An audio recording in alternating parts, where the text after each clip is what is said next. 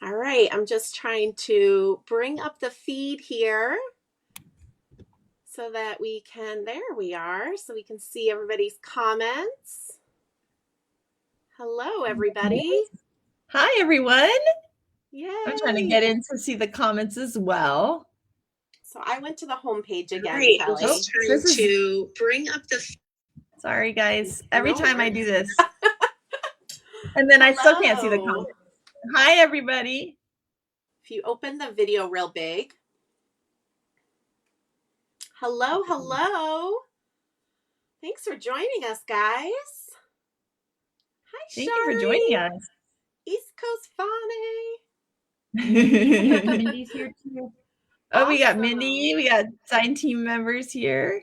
Yay. Long Island. Sorry, guys. Every time I do this, I did it again. New York. We've got the Netherlands. Oh my goodness. Yay. Everybody's finding us.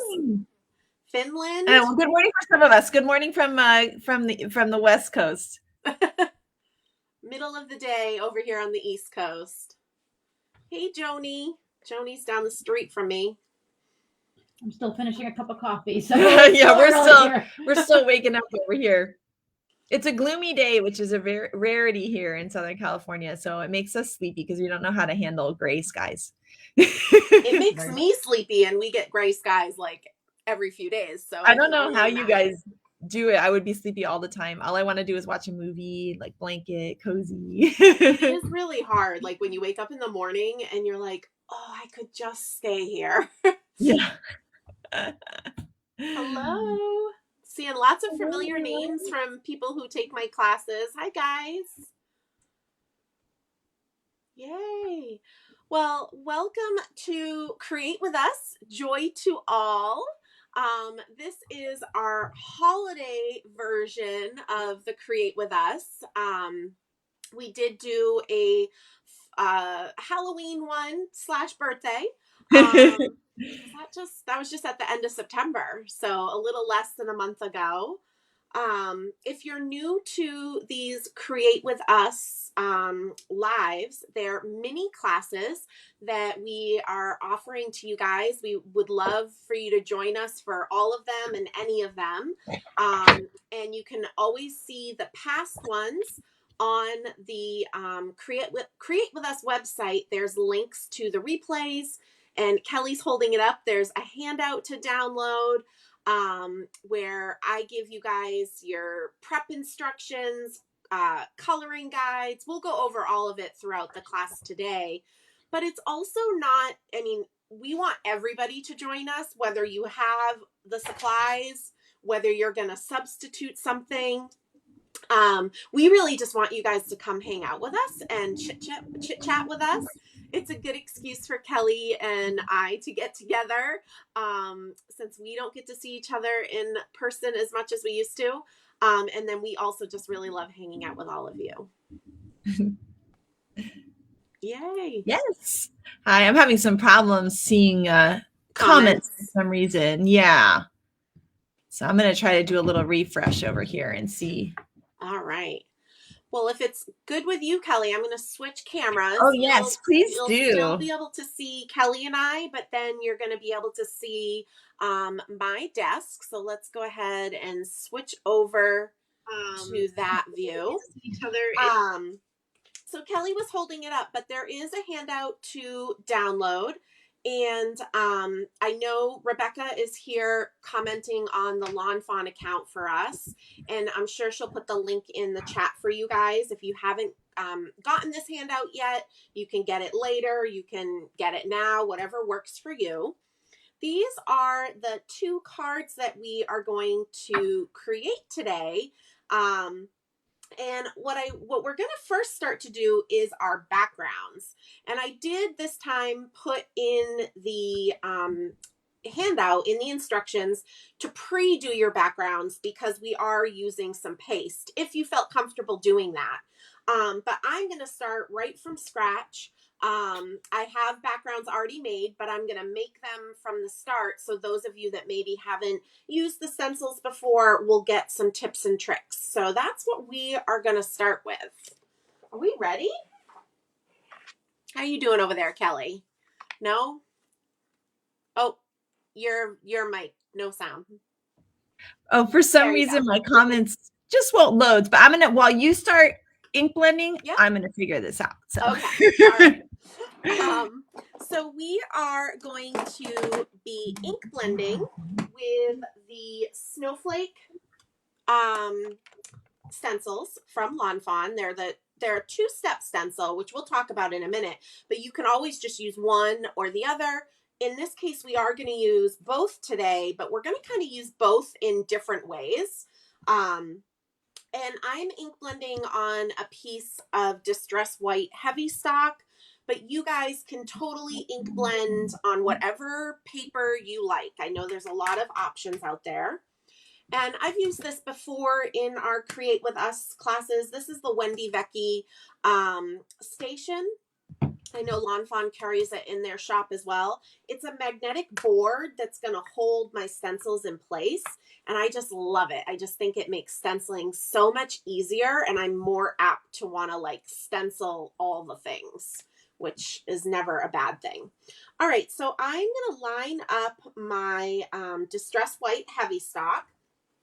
And then I'm going to start, there's two different snowflake stencils, and I kind of see one that has a lot of snowflakes and one that doesn't have as many snowflakes. It does not matter if you mix it up or anything, but just so you understand how I'm explaining it. So I'm going to use the one that has a lot of snowflakes, and I'm going to look for the little lawnfawn website that's etched into the stencil. It's right at the bottom here. I'm sure it's not going to come up on camera, but if you're stenciling along with me, you can look at that. And I'm going to make sure that I'm able to read it correctly, like it's not upside down. And I'm going to make sure that that is pointing down to my belly. So I'm pretty much just like holding the stencil the way the website is listed. And this will kind of help you when we go into the second stencil. And I'm just going to kind of make sure that the design is going off the edge. But other than that, I don't pay attention to, you know, if it's centered or anything like that, because it's going to be a cute snowflake background no matter what. All right. So somebody was asking, how do you clean it after the paste is on it? For today's purpose, when I'm working on a project and like a class like this, I'm going to actually just put my stencil in a bucket of water that's behind me. I actually just looked, and I don't know if you guys see, but Mr. Harley is checking out the bucket of water. Harley, that's not for you, babes. So I'm going to put my stencils in there so they'll stay wet until the end of class. But then what I do when I'm done stenciling, normally when I'm by myself and I can kind of get up from my desk, I just go to the sink and I just gently rub them under running water and clean them. So I don't know if other people have other tips, but that's what I tend to do with the pastes. When we get to cleaning with the inks, I have a tip for you guys I'll share with you as we get to that. All right. All right. Yes. And I'm still troubleshooting, guys, but I'm almost there. No worries, Kelly. So I'm gonna be using the lawnfawn bubblegum ink and lobster ink, which if you guys need a really good Christmas red, this lawnfawn lobster ink is perfect. I love it, love it, love it so much. And I'm going to start with bubblegum. I want the most snowflakes to be the softer color. So I'm going to start with the bubblegum ink and an ink blending foam, a blender brush, sorry. Because this stencil is very detailed, I like to use a blender brush. Some of you guys that do classes with me know that I also use blending foam with the domed foam, which we did at the last Create With Us when I was doing the plaid background. I like that because I can just rub it on the plaid and it's very quick and easy. But because this stencil is a little bit more detailed, you wouldn't be able to rub a blending foam like that. So I'm going to use my blender brush. And I'm just going to do some soft blending of bubble gum. And I'm just doing this on all of the snowflakes. And if the magnets, if you are trying out your station for the first time, if the magnets are in the way, just kind of pick it up and move it somewhere else. And then you can always pick up the magnet and move it back. That's what I love about the magnetic board is it's just so quick and easy. You don't have to tape down your stencil really or Christmas.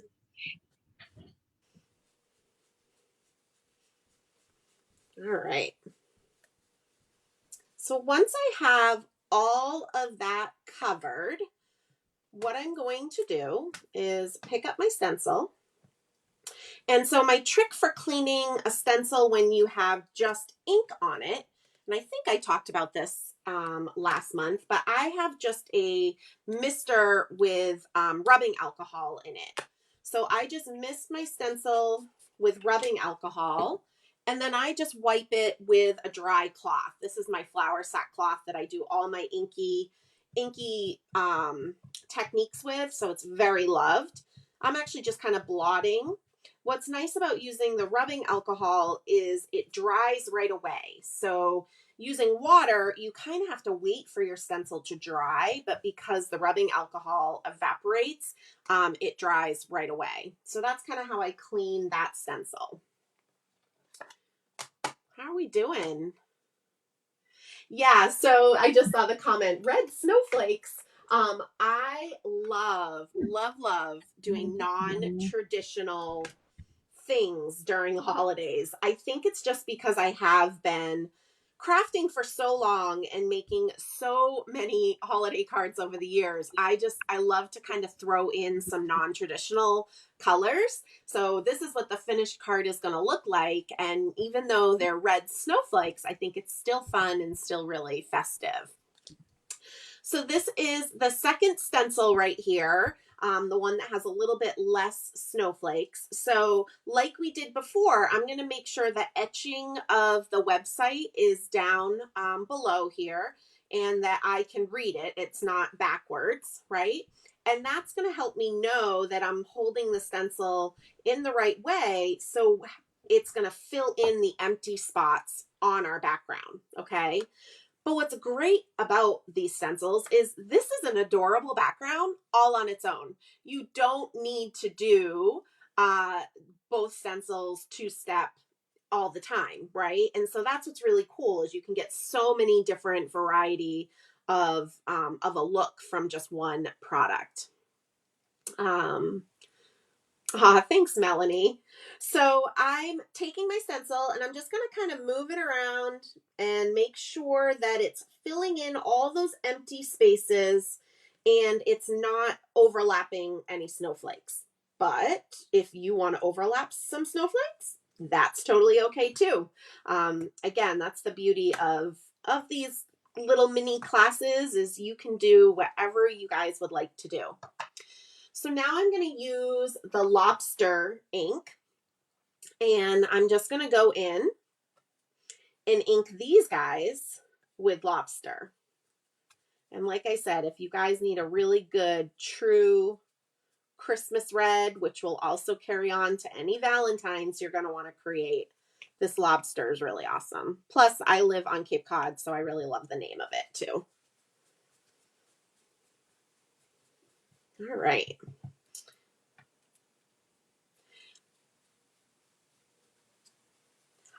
Kelly, do you need to restart completely? Because I could probably add you in again if you do.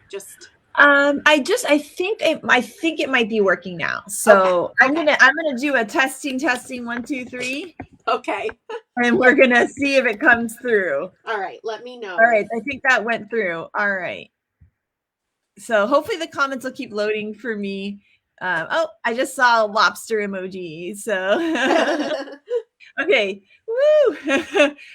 Had to, for some reason, Chrome just won't let me for some reason. So I had to open up Safari. Facebook has been doing some really weird things. I was trying to get on Papercraft Clubhouse's Facebook Live on Thursday and it just was not working for me. So they've been doing we had a strange thing where it was like making me do authentications and Oh stuff. yeah, no. So Yeah. yeah, so I think something's just kind of funny. But I'm glad you guys can see me. Thank you. Yay. All right. Good thing that Rebecca helped me do my homework beforehand. So I have a background prepped. So I am going to, I filled in my background so we can see how cute it looks. And again, we could totally leave it like this, but in very Jen fashion, we're going to up our game a little bit. So I'm going to just clean off my stencil with the rubbing alcohol in a mister. I really need to try that. The rubbing alcohol. Yeah, it's nice. I mean, obviously red ink is like red, purple, it'll take a couple times because it's evaporating, but I'm kind of a lazy crafter. I just want to sit and get projects done. I don't want to get up and down constantly and like have to wait for things to dry or. You should see us. Neither Rebecca nor I want to go wet the chamois, and so it's always like a thing. And when her daughter used to come during the summer, we would just be like, "Hey, Katie, you wet the chamois." Chris is really good. Like I always forget to wet my chamois before a live class or anything. So he just asked before we went live, like, "Do you need your chamois to be wet?" I'm like, "No, I actually remembered this time." We did not actually. Now that you're talking. Well, everybody that takes my online classes knows the secrets. I often forget and my stamps get put back dirty and I clean them after class. It happens. All right. So now that we have our second stencil clean, this is the one that has the less snowflakes. Okay. What we're actually going to do is put it right back into place. And again, if you're always keeping an eye on where the website is etched. And again, you could have the website up above. I just always kind of point it towards me just because it makes more sense. But I do the same thing as well. It helps keep me like kind of oriented to what I'm doing. And as long as you remember that, it'll be really easy to keep relining up your stencil. So I'm actually just looking at this center snowflake here, which I know is this one right here. So I'm going to just line that up. We are going to use the fairy dust stencil paste, which is very forgiving. So if you're a little off as well, it's not the end of the world. But I just made sure that that one snowflake lined up and everything else, again, just kind of lined up in place. Yes. So some people are asking about what size your I always call it the staycation for some reason. The station is. And there are two sizes. Small one? No, because Jen's got it there. That was, I think, a 6x6, right, Jen? Yeah, mine's the travel one. Look at me. I'm like, I think it's 7. Oh, 7. Okay. Yeah, and then I'll show you guys for reference. Mine is, I got to measure too. It's just about 12. And so this big and that one's great to start with. If you don't have one, I personally would get the larger one because it's going to work with all the stencils, your slimline stencils, everything. I just, if I can, I use the smaller one, but it's nice to have that larger one. It's the same thing kind of when if you buy a Misty, I always recommend to people getting the bigger one first, not the mini, because you'll get more bang for your buck out of that. Looks like someone can't get the ink off of their stencil. You can try the rubbing alcohol or even like a little bit of like mild soap with warm water in your sink, and that might work. And if there's a little bit of a stain, it's just a well-loved stencil. It won't transfer the ink later. It just means you're actually getting crafty, which is cool. I was going to say my cloudy stencil has a little bit, it looks like there's ink on it, like in the grooves and stuff, but it doesn't come out. It doesn't transfer. It's just a really loved stencil. Yeah, and you can see mine are like beat up because I use them so much. So they're like, they're not perfect, but that's okay. That means they're well loved, right? And mine actually is still a little pink too because it has some paste residue from me not cleaning it properly. And so the ink is just kind of colored that residue. So it's all good. Real quick, I just realized before we finish with our red background, we're going to do some work on our second card because I want to make sure once my stencils have paste on them, I've gotten all my inking done. So that's something that I meant to say. So we're going to just set aside our red background.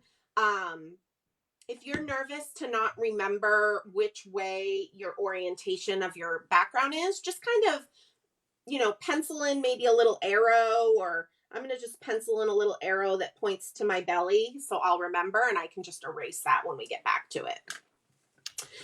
And again, this is just because I don't have time to clean the stencil while we're teaching live. So yeah, go ahead, Kelly. Oh no, someone's asking if paste harms the sink, and it shouldn't because there's so little paste that you're going to be rinsing off in the sink. And Jen will show you when she does her paste how you're using so little, and so you're going to end up actually not having very much go down the sink. So it should be okay.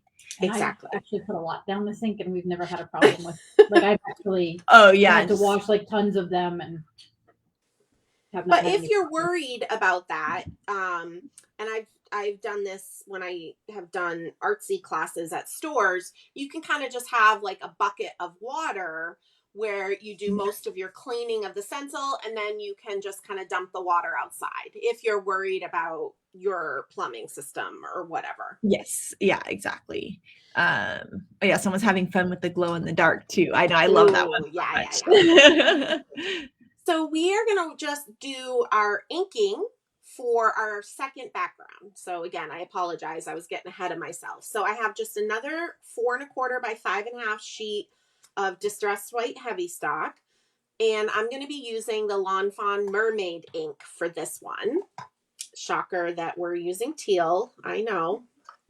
And I'm still using the stencil that has a little bit less snowflakes. But again, doesn't matter, what if you do vice versa. And I'm just going to add a little bit of ink to fill in these snowflakes. Again, I'm using the Mermaid.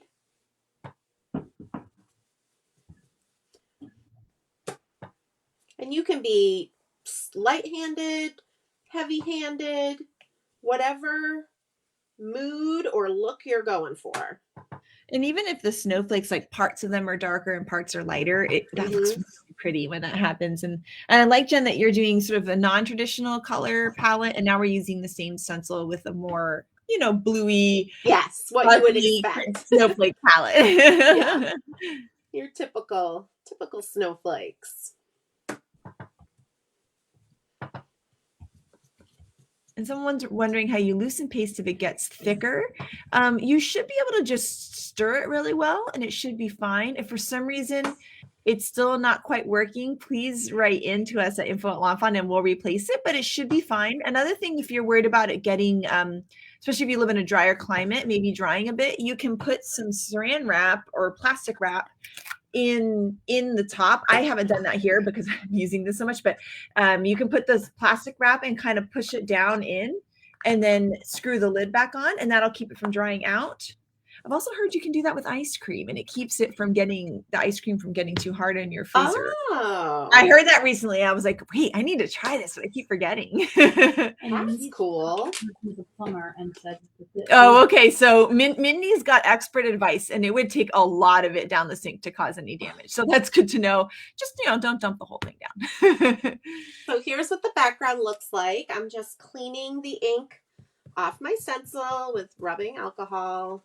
Oh, and I love how Kirsten has been making Shari's bonus card from the Happy Harvest class. That's awesome. Ooh, I love to hear that. We had so much fun. I convinced Shari to teach an online class with me. We did Happy Harvest at the beginning of the month. And all of my online classes, you can take them whenever you would like. So they're still available if it's something you're interested in. I'm going to share with you guys the supplies we're using today in this class are actually the supplies that I used in my holiday class last weekend. So if you missed out on that and you're inspired to make some more cards with your supplies, you can sign up for that. And I'll share with you guys those cards towards the end. All right, so I'm going to stick with my blue background. And I have my stencil that has the most snowflakes. So I cleaned the other stencil that we just did our ink blending, and I'm just setting that aside. but now I am using the stencil that has the most snowflakes. Again, making sure the etched website is facing my belly. And I'm just placing the stencil so that it fills in the spaces. And if you were Kelly or Shari, you would probably make sure, you know, that however many grids you have are even and all of that. We would be counting squares. Yeah, counting squares. I don't count squares. It's all good. Either way, however you craft is totally fine.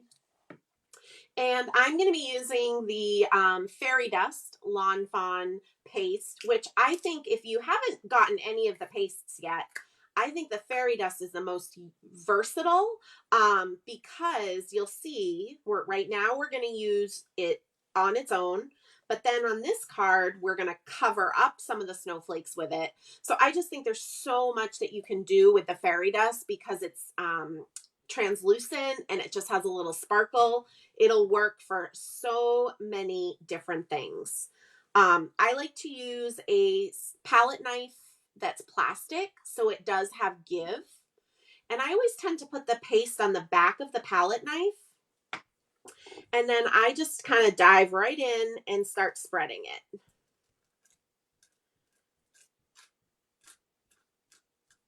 And I'm just kind of on the little dots, like the little circles that are the little snowflakes.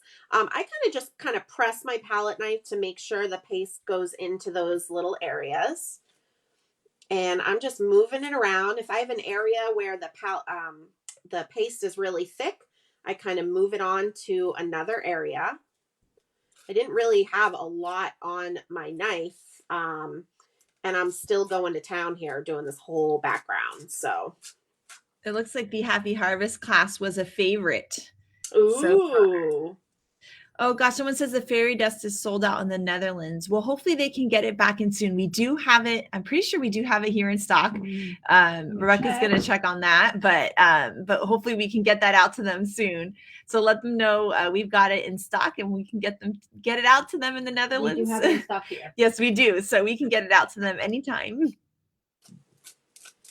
And I like to really use this station to my advantage. Like, I don't know if you guys were seeing, but I'm actually like spinning it so that it makes it easier for me to kind of get into the little nooks and crannies instead of kind of fighting with the background. Try to be one with the background. Gail's asking if the paste needs to be applied thick, Jen. No, mine is very thin. I don't think this is even going to show up, but I'm going to... Oh, and that's Harley hunting. I'm sorry. It's very thin. I know it's really hard to see on camera, but I spread it very thin. So that's my kitty, Mr. Harley. He always does this. He thinks he's hunting. He has a toy in his mouth right now and he's running around the house. Oh, that's really cute. Yeah. Sorry for the distraction. He just wants to make sure he's part of the class. He walked through my live for scrapbooking cards today and their sampler group this week. So he's just full of the business this week. So all right. Ship to Denmark, and we do ship to Denmark. So you can ship from to Denmark from our site, or you can always look at our store locator and see if you have a local store in Denmark that carries lawnfawn too. So I just peeled the stencil off. It's all, I love again how we have some of the snowflakes are just paste. Some of the snowflakes are just ink. I'm going to set this aside to dry. And my stencil, this one with the more snowflakes, I'm putting in a bucket of water behind me so that it'll kind of stay wet until I'm done teaching today. And then I'll be able to really clean it well. Any paste that's on my station, I just kind of scrape up with my palette knife. I don't put that little bit back in my jar because honestly, my station is not always the cleanest. So I don't want to kind of contaminate my paste. So I just wipe it off on my cloth. All right, so now we're going to go back to our red background.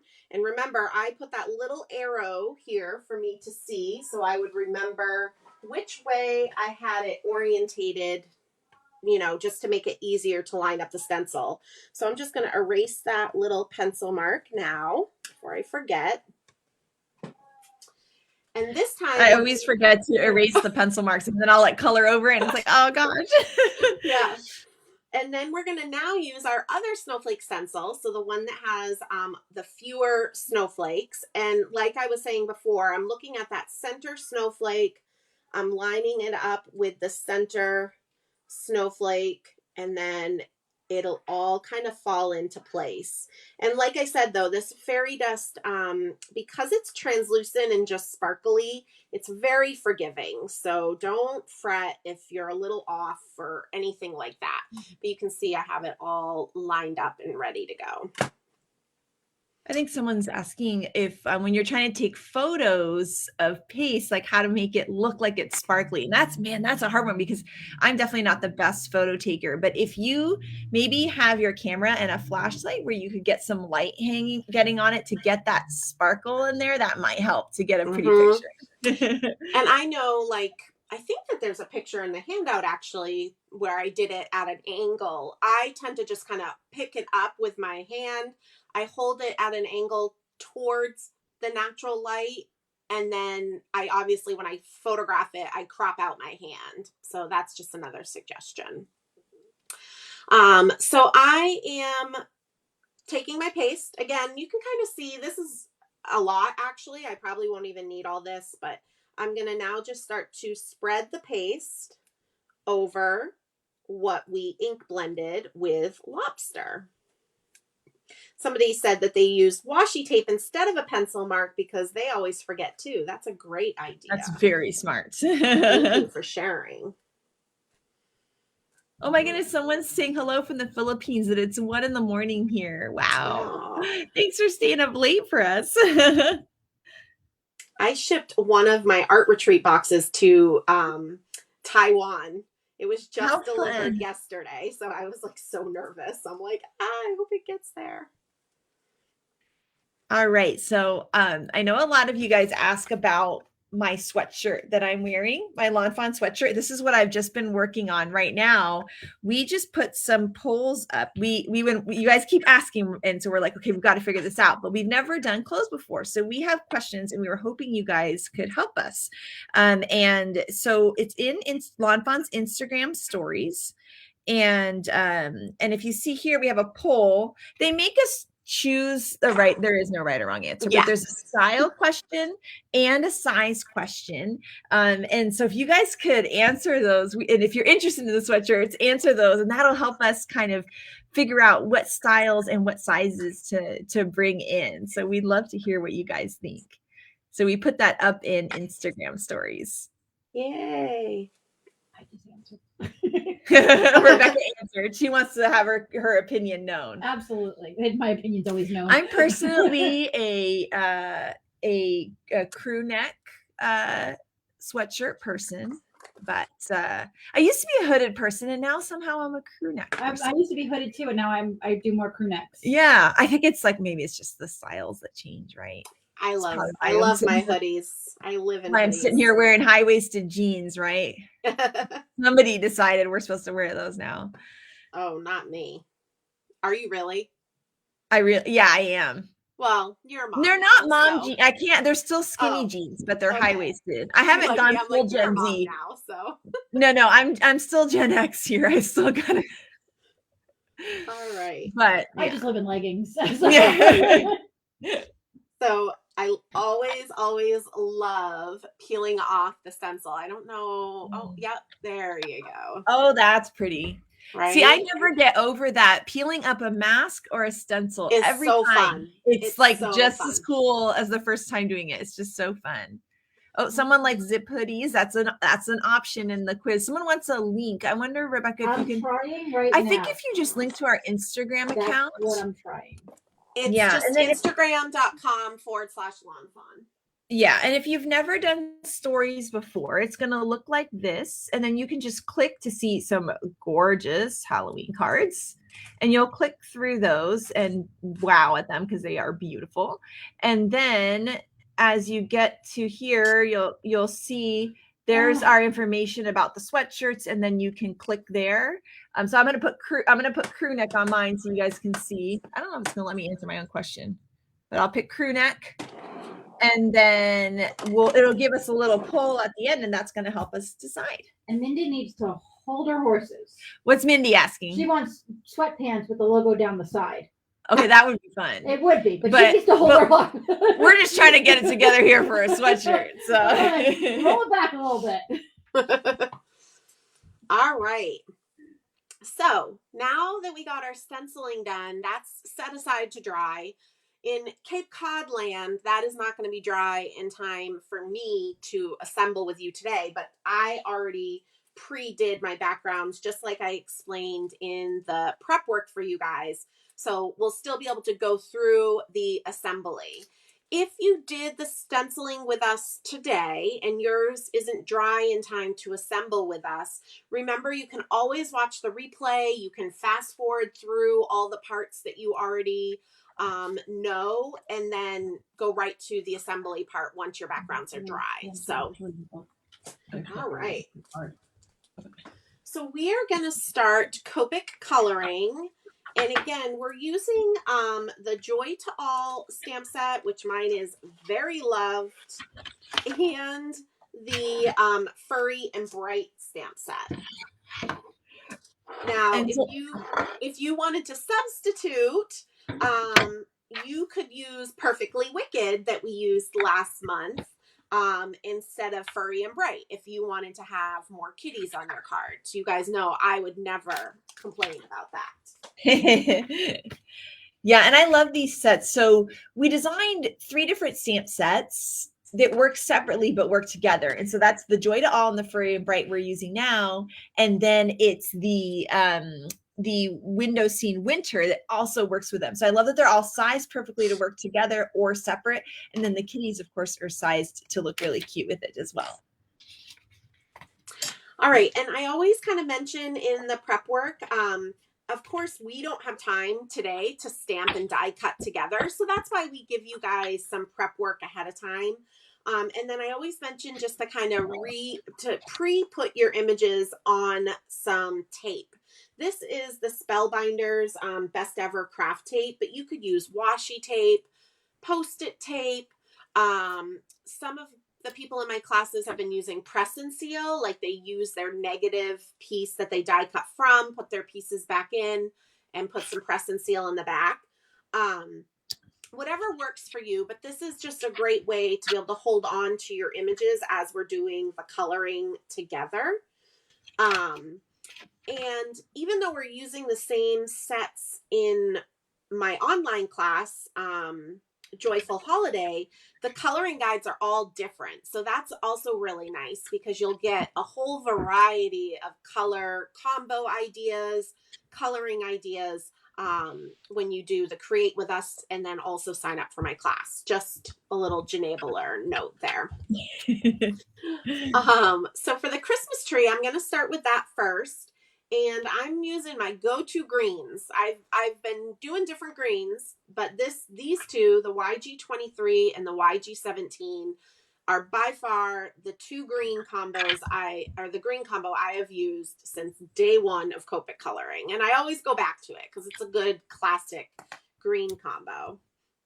Oh, someone's saying they use a silicone baking mat, which I think that's a very clever idea. There you go.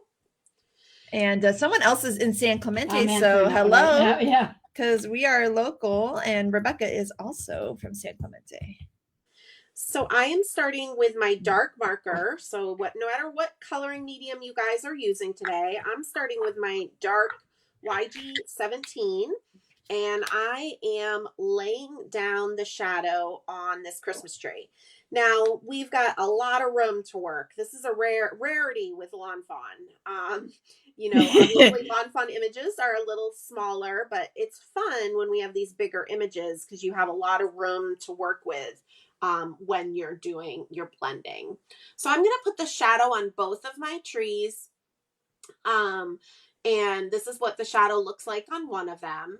And whenever I kind of determine the shadow, like where am I going to do the shadow, I just choose one side and then I do the crevices. So in this instance, I'm choosing the left side.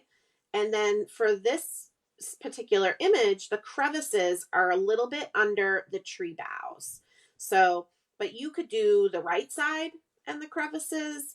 I don't stress myself out about knowing where the light source is or what season it is or if there's a lamp on in the room. That's just not how I approach coloring. I try to approach it in just a little bit easier way. And so I just always kind of choose one side and the crevices. Hey, everybody. It looks like some new people are joining us. Hi, guys. And I'm the same way, too, is I can't think about light sources and stuff. I just want color. But if you love to think about light sources, I think that's amazing. Yes, of course. And so I'm going to take my YG23 and I am going to start blending out the tree. And when you're doing a large area like this, especially, you want to stay in one little area and really saturate the paper so that the two colors will blend together and you no longer see the line from the first color. So you can see I just did the very tip of the tree. And as the line disappears, that's when I'm going to start to move down my area. In this case, it's the tree. I'm not coloring the whole tree. I know some people do. They color the whole area light first and then do their dark. I don't, because if I had color over on the right side, I would just tend to keep coloring over it.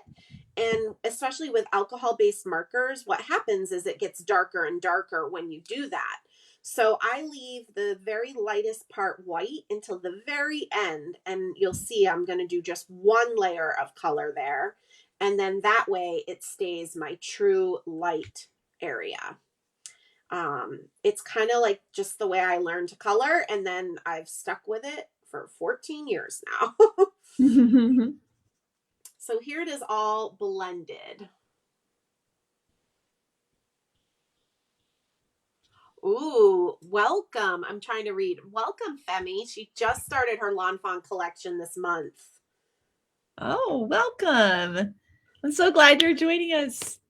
Oh, somebody wants Westies. That would be a very cute dog. Oh, yeah, with their little beards.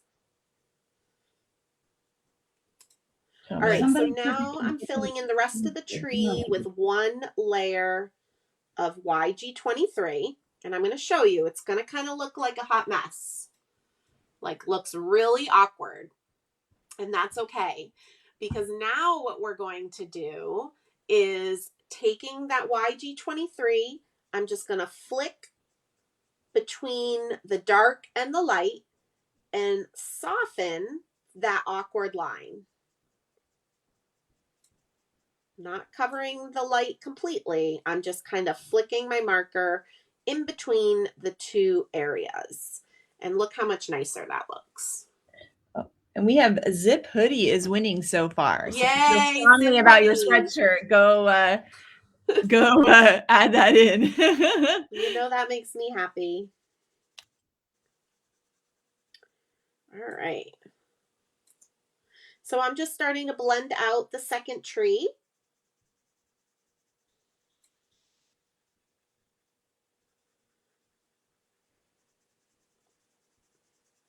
And I said this last Saturday, I meant to refill some of my markers and I didn't yet.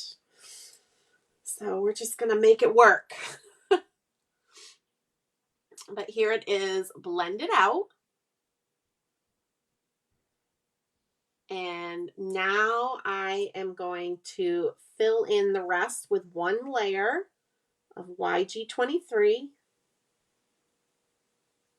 And here's a question, Jen, that I'm wondering how you color. So like mine, I feel like there isn't quite enough shading on the left side. For larger images like this, do you go back in with your dark marker sometimes? Yes, especially because we just really saturated the paper. You could totally take advantage, and I'll do it right now real quick on my second one.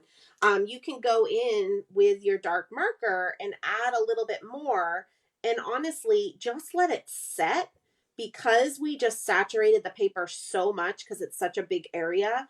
The paper's really wet. So it's probably going to just soak right in, and you're probably not going to have to do any blending with the YG23. And I talk about that in my class. I do that a lot with yellows and oranges too, because I really feel once you blend those out, you lose the definition a little bit. Yeah, and I felt like I kind of lost mine, so I'm doing that right now. Actually, it looks really pretty. Yeah. Definitely take advantage of the fact that your cardstock's still wet, so that you don't have to do as much work. So you can see on my right tree, I added more of that YG17, and you can definitely see that. And in fairness, my trees are both still very wet. They might look a little splotchy to you guys. Let them dry, because once that alcohol evaporates, with any alcohol-based markers that you're using, they're going to look a ton different once they've dried. So don't keep working it, because you're just going to kind of get frustrated. Kind of let things settle, let things dry, go back to it, and you'll be surprised at how it looks.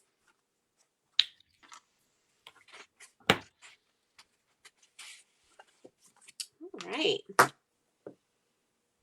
Oh, everyone's a rescue mutt set. I love that. My Daffy's a mystery mutt to the extreme. I think she's got all the breeds in her at once.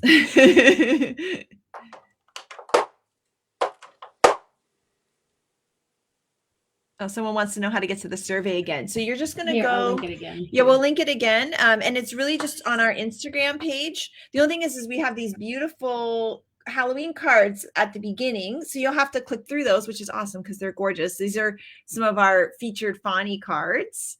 And so you'll click through those, and then that will get you to, so you'll see there's quite a few. And then there's the poll. And just so you know, if you're watching the live, if you're watching the replay, stories only last for 24 hours. So yes, unfortunately, you won't find it on stories. Oh, yes. So I'll show you guys. So if you're on your phone or even on the computer and you are on lawnfawn's Instagram page, to get to stories, all you need to do is click the lawnfawn logo. So I'm just going to click it like this. And then now I'm in stories, and then you just tap the screen, or you can wait. It'll cycle through each picture. So you can wait and it'll go to the next picture, or you can just tap and you can tap through photos. And then eventually you'll get to the quiz. These are some posts from yesterday. So these only have one more hour that they're going to be up, because they're only up for 24 hours. And this is a really fun way to get some fun lawn fawn inspiration. We'll do stuff from the office, kind of behind the scenes and stuff on stories too. So it's pretty fun to check out. And then here you can see we've got to today at the blog, which are some gorgeous cards. And then here's some information. And then these are the polls here. And then you can click kind of multiple choice style. You'll see that they make us pick a right answer. There isn't one. It's just what Instagram makes you do. So there's no right or wrong answer here. Except for connect. That's the right answer. So I'm going to start to color my tree skirt. I only need to color the tree skirt on one of our trees. Okay. So I'm using BG13 and BG11. And in this instance, you could totally do the shadow on the left side if you want, and that would look awesome. I'm going to do the shadow coming down from the tree, so the edging will be a lot lighter. Okay. So I'm going to take that BG13 marker, and I am going to keep the trim of the tree skirt white. We're going to add some glitter to that. We will be glittering all the things today. But I'm just taking that BG13 and pulling down from the tree. And I just did a little line under the trunk.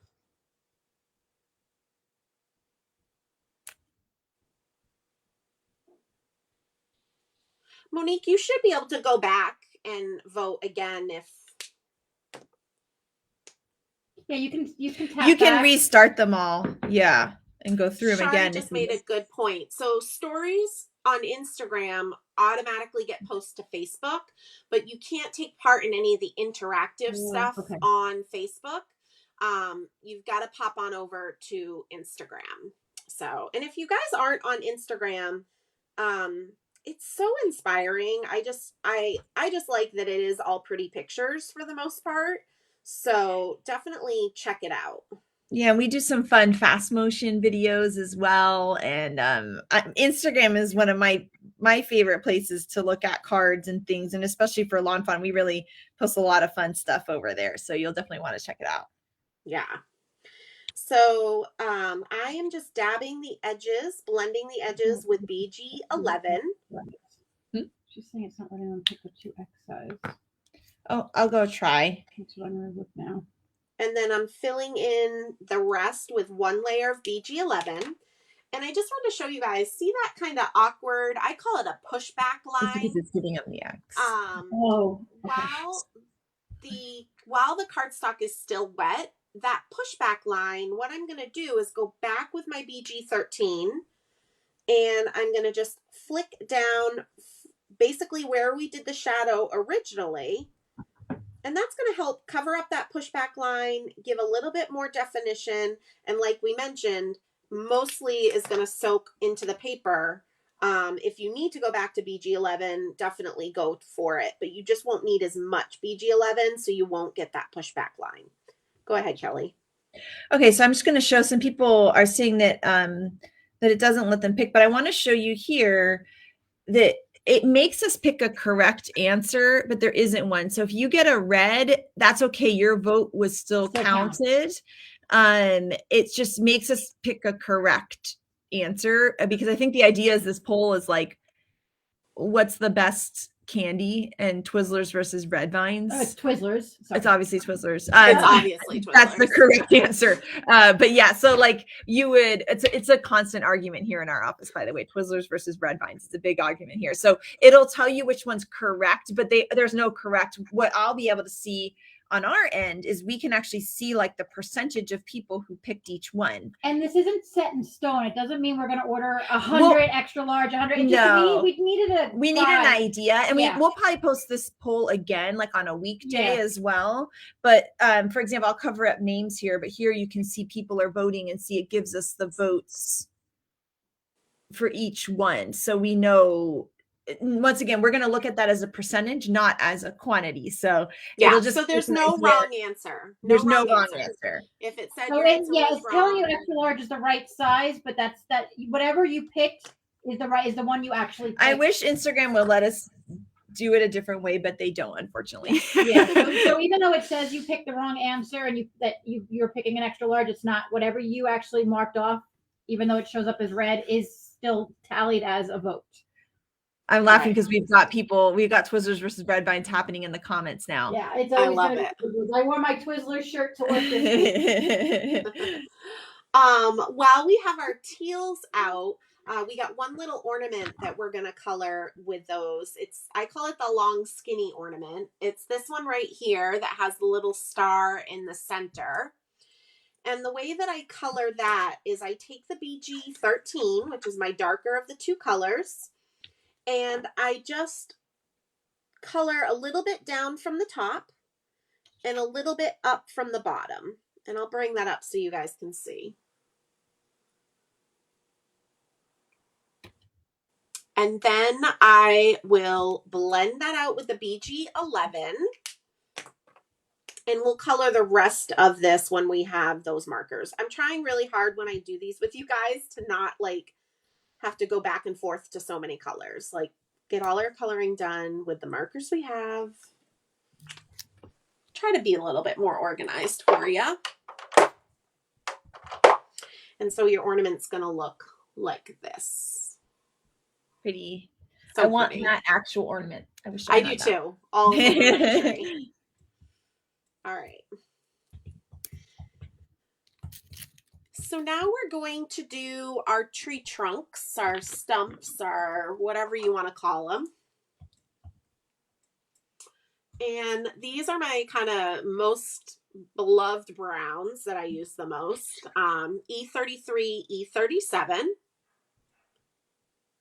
if you guys are newer to Copic coloring, I share on my website, if you just search for Copic 101 on my website, which is shirkus.com, you will see my top 50 markers and then the favorite 2-color blends. And those aren't just like my favorite is in like colors I like, otherwise they'd all be teal. But they're my favorite over the years. I've learned like what we use the most in the classes that I teach. So that's kind of how I determined those. And I hope to share some new blend ideas in the new year when I have a new Copic class to teach with you guys.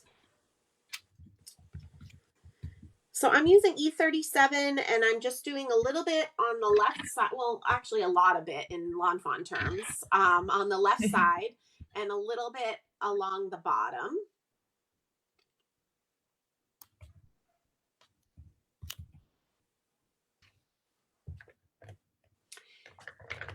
And then I am going to blend that out with the E33.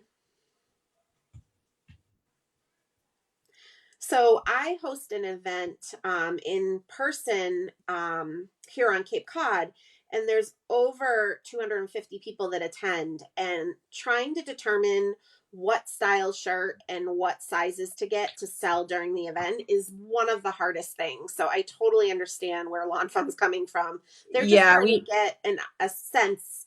It doesn't mean that's going to be exactly what happens. So no worries. Yeah, if you're exactly. not able to vote or it's okay. It's more just a general idea of what we do and how we bring them in. And it's I also answered, somebody was saying that they thought it was like a way to order. We're not. They will be on our website when we get this all together. They will be on our website. This is more so. This is so that we can talk to manufacturers and figure out what we're doing. We're using local people here, but they need more information from us. And we thought, who better to ask than you guys? So that we're giving you guys what you want. But we have to answer a lot of questions for them, and then go from there and figure that all out. So yeah. Right. Wonderful. Someone's asking what the perfect lawnfawn Copic color is. It's BG13. Yeah. Yeah. That's what I was going to say, but I wanted to see what Kelly said. Yeah. BG13 forever. Yeah. For a person starting out with Copics, what 3 colors? I'm going to link your Copic class, Jen. Yeah. I can't answer the questions. Yeah. If you link my Copic 101 blog post, that's where I'm going. Diana, I actually very rarely color with 3 colors. I tend to color with 2 colors, which still works out really well. And especially if you're just starting, you feel a little less financial pinch when you're building up your collection. So definitely, Rebecca will link that. Definitely check out my Copic 101 blog post. And I see Stacey's. Oh, go ahead. I was going to say also, if there's a set that you really like, a lawnfawn set you really like, for example, the Furry and Bright, we have our intro videos. And in those intro videos, I go through and color all of the images. And so you can just go to our YouTube page and search the stamp set. You'll see intro to, and there's an intro to Joy to All and Furry and Bright. And then you can see what I do, either 2 or 3. A lot of times I do 3 colors. So you can see what 3 colors I chose as well, if there's specific stamp sets you're looking for colors for, and then you can see if you like that or not. Yep. And I try to change up the colors I use and change blends so that you guys can see, but I do also have, of course, my favorites. But that's a really good way, by going to stamp sets that you know that you love and have already, you can see what colors we're using, and then from there, kind of choose what you're looking for. But really, like Jen says, you really only need 2 colors and you can get beautiful looks just like we're doing today. Yeah. And my approach, there's no right or wrong way to coloring. My approach, because I have taught for a number of years and I used to manage a store, is I just want everybody to feel like Copics are approachable financially, skill level. And so that's kind of my approach when I teach. And so I know people get overwhelmed when they hear, oh my gosh, there's hundreds of them and they're this amount of money per marker. I can never, ever invest in that. But if I tell you, well, you really only need 50 colors to do a lot of amazing coloring for life because they will last you forever. I just think that's more approachable for a lot of people. But after that, you can go to town. Like, I can't promise you're going to stick to that 50. So Yeah, I and just did the shadow on the hair with E37. I'm doing brown hair on the girl and boy today, but of course you guys can color however you would like, pertaining to maybe your grandchildren or your kids. I will tell you, I am not the expert in hair coloring. So I know there's a lot of fabulous ways to color hair. But again, I just kind of keep it simple. if you're ever looking for hair and skin, I feel like Sandy Alnock does such a beautiful job showing that. She's got different ways of coloring. I'm going to do black hair for the little boy. I always color him like my husband. So I don't know why. You'll see in all the videos I do, I always color him that way. So I love it. Because I always think in my mind, I'm like, oh, there's Mike. Yep, it's Mike. I actually go through at one point in the office, we actually were matching our skin tones to the markers and we were coloring in different characters here, like people in the office. And that was really fun to do. Super fun. So here's the blending out with E33. And then I'm going to finish filling in with one layer of E33. But especially because this is hair and I feel like it leads itself to having some more texture showing, I go back in with my dark marker, which in this case is the E37, and I do some little line marks, I guess, just to kind of mimic, strands of hair.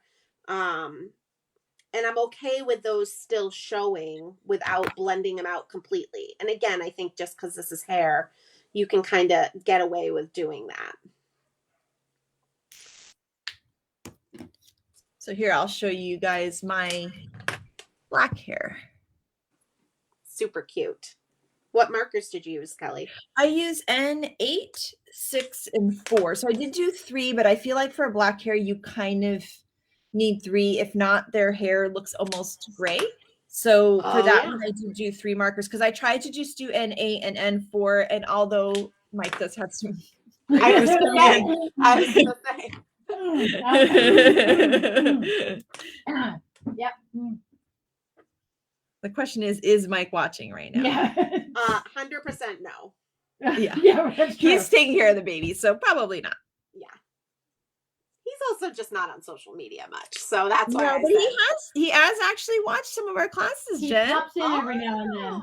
Yeah, I've come home and he's like, "Oh, I watched you guys." Wow, I'm impressed. Well, if my dad can watch, then anybody can. Yes. So now what we're going to do, I'm just looking at my coloring guides I provided for you. What's really funny, I was mentioning this in class last week, is I've been coming up with so many different classes for you guys. I get a little confused, because I made these so long ago. I'm like, wait, what did I do again? But we're going to start coloring the pups. And I kept the pups pretty simple. Shari did a really cute card with the peekaboo backdrop die, and she has pups in each of the little openings of the peekaboo backdrop, and she colored them all different in each one. So definitely check out Shari's Instagram. I'm pretty sure it was on the lawnfawn blog as well. So if you're looking for a variety of ways to color these guys. But for today, we're going to keep it simple. I knew we were going to be doing paste and ink blending, and, I didn't want to go too crazy and take up too much of everybody's time. So we're going to use E13 and E15. So someone gave a really good tip. It says, never underestimate how many light colors you need versus dark ones. She got too many dark colors at first. And that's very true. Is it to get those blends and get that nice gradient, you need those light colored markers on top of there. And so that's a really good question. And then another person is asking about where to put highlights with a white gel pen. And that is a good question. I'm going to tell you what I do. Go for it. I go to lawnfawn design team members cards and I copy because 100%. every time Tammy, Grace, Audrey, they love doing Elena, they love a white gel pen. And I'm always like, where do I put the lines? And I get very stressed about it. As we've learned in these, I'm very type A. And so I go to theirs and I see where they're putting the highlights, and that really helps.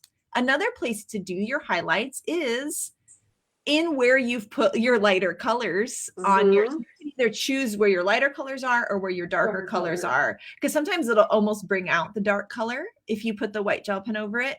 And so as we're shading here today with Jen, you can look right at her coloring guide and you could put all of your white gel pen lines where those dark lines are. Or you could put them all where there is no colors yet on this one, right? Where the lighter areas are, and that'll help. Or go to lawnfawn design, go to the blog and find the cards you like and copy what they do. And I feel like now I'm starting to learn better and I feel more comfortable when I'm doing them now by myself. But I mean, honestly, that's why this hobby is so fun, because we can be inspired by each other and we can try things like each other. I color like our design team members all the time. I look at their cards and I literally copy what they do. And that's how I learn how to color in new and different ways and not just doing the same thing. Even with like the Christmas tree today, Jen, I always do mine. I don't know why I shade from the top down. Like I go dark, light, dark, light. I've never gone side and I really like it, but I wouldn't have done it if I hadn't copied Jen's coloring. And so that's a really fun way to get inspired and kind of try new things, is really to just copy what other people have. Yep, totally agree. And I use my white gel pen to fix my mistakes when I go out of the lines. So I am not one to tell you how to do white gel pen highlights, because I would do the same thing Kelly is doing. No, Tracy says I was looking for tips because she does the same, and those are the best tips. I think really like look at this coloring guide and see where your darker or lighter lines are and add those in. Also, I do the same thing with my Copic coloring. I look for curves in the stamp set, so the curve of the ear, the curve of the little tail, and those are good places to put them. Mindy has a great tip. She says she just puts them wherever they fit. That's also good too. Sharna says that she does the gel pen in the dark. Yeah, so there's really no right or wrong way, and you can just try and practice, and it's really, every time I've done them, they always look cute. It adds just a little something, and it never matters where they are. So I just did all my shadowing on each of the pups with E15. And then I'm going to now do each pup at a time, blend it out with the E13. And I think when I was designing this class, I actually texted Shari and was like, what color would you do the pups? Because I was looking for some different color combos instead of my usual go-to. Shari and I text each other a lot, so that's also really fun. If you have a crafty friend, even if you guys can't create together all the time, maybe you can shoot each other a text. And Shari and I do this, like, oh, do you like this layout or this layout? Should I do this color ink or this color ink? And that makes it a little bit more fun, especially, where maybe we're not all traveling and hanging out quite yet. It still makes us feel like we're kind of together. Yeah, we did that. We were designing cards. We're doing Valentine's already over here. And we were designing cards for Valentine's because we send cards to our brick and mortar store owners for display. And they're all so amazing, all of these store owners. And so we create a lot of thousands and thousands of cards every year. And we were writing some design team members and asking them, oh, does this look good or does this look good? So, so that was really fun getting to work on that. Yeah. Don't feel like you have to figure it all out yourself. Exactly. And then it's fun to talk to your crafty friends. It kind of brings you together to talk. Exactly. Yeah. Even after we finish up these Create With Us's, Kelly, Rebecca, and I usually chat for a good, another 15 minutes before we say goodbye for the day, just because it's just fun, Exactly. And we miss each other. Yeah. I know my phone keeps showing me photos of all these fun events and things. I know when we went to Disneyland. Yeah, I was going to say Disney popped up today for me. I was like, was that 2 years ago already? It was. Yep. We all went. So Shari and Jen and Matt, Shari's husband, they all came, and we went to Disneyland, and we went and did LA stuff and all sorts of fun SoCal things. And it was my first Disney experience. I've still never been to Disney World. That's right. It was your very first. Yep. I was newly pregnant and very sick. So I did not get to stay the whole time because. No, but you did great. I did okay. I didn't even throw up at Disneyland. So, you know. Considering how sick you were, you did awesome. So I've got one little guy blended out here with the E13. And then I'm working on these other guys. You can kind of see I've already done the blending out part. Now I'm going to fill in with one layer of E13. There's a new person. There's something here. Oh. Who you both are to lawnfawn. Okay, so somebody's new and they want to know who we both are to lawnfawn. So my name's Kelly Marie Alvarez, and I'm one of the owners of lawnfawn. There are 3 owners: myself, my husband Mike, and our friend Erica. And this company is our passion and our love, and we love getting to do this every day. And I'll introduce Jen a little, and then I'll let her introduce herself. But Jen is amazing, and she is a longtime crafter, teacher, previous store manager, and she's been teaching for lawnfawn. What did we decide? Was it 2014? I think so, yeah.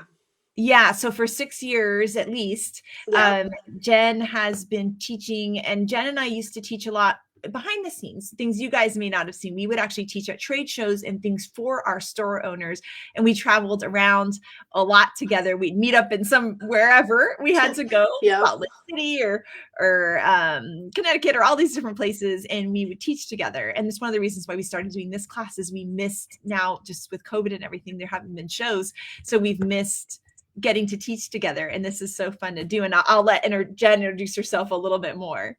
Yeah, no, that was great. So lawnfawn's located on the West Coast in California. I'm on the East Coast in Massachusetts on Cape Cod. And it's coming up on my 4-year anniversary where I left what I call my big girl job and took a leap. And so pre-pandemic, I traveled all around North America teaching at independent retailers. And then obviously when the pandemic hit, we all kind of shifted what we were doing. So now I teach virtual events and online classes. So hopefully someday I'll be able to travel and teach again, but the online classes are never going to go away. I have met so many incredible people from all over the world, and I love it so much. And I teach a lot with lawnfawn, but I also teach other things as well. So I have like a distress ink technique class, and there's a part 2 for that coming in 2022.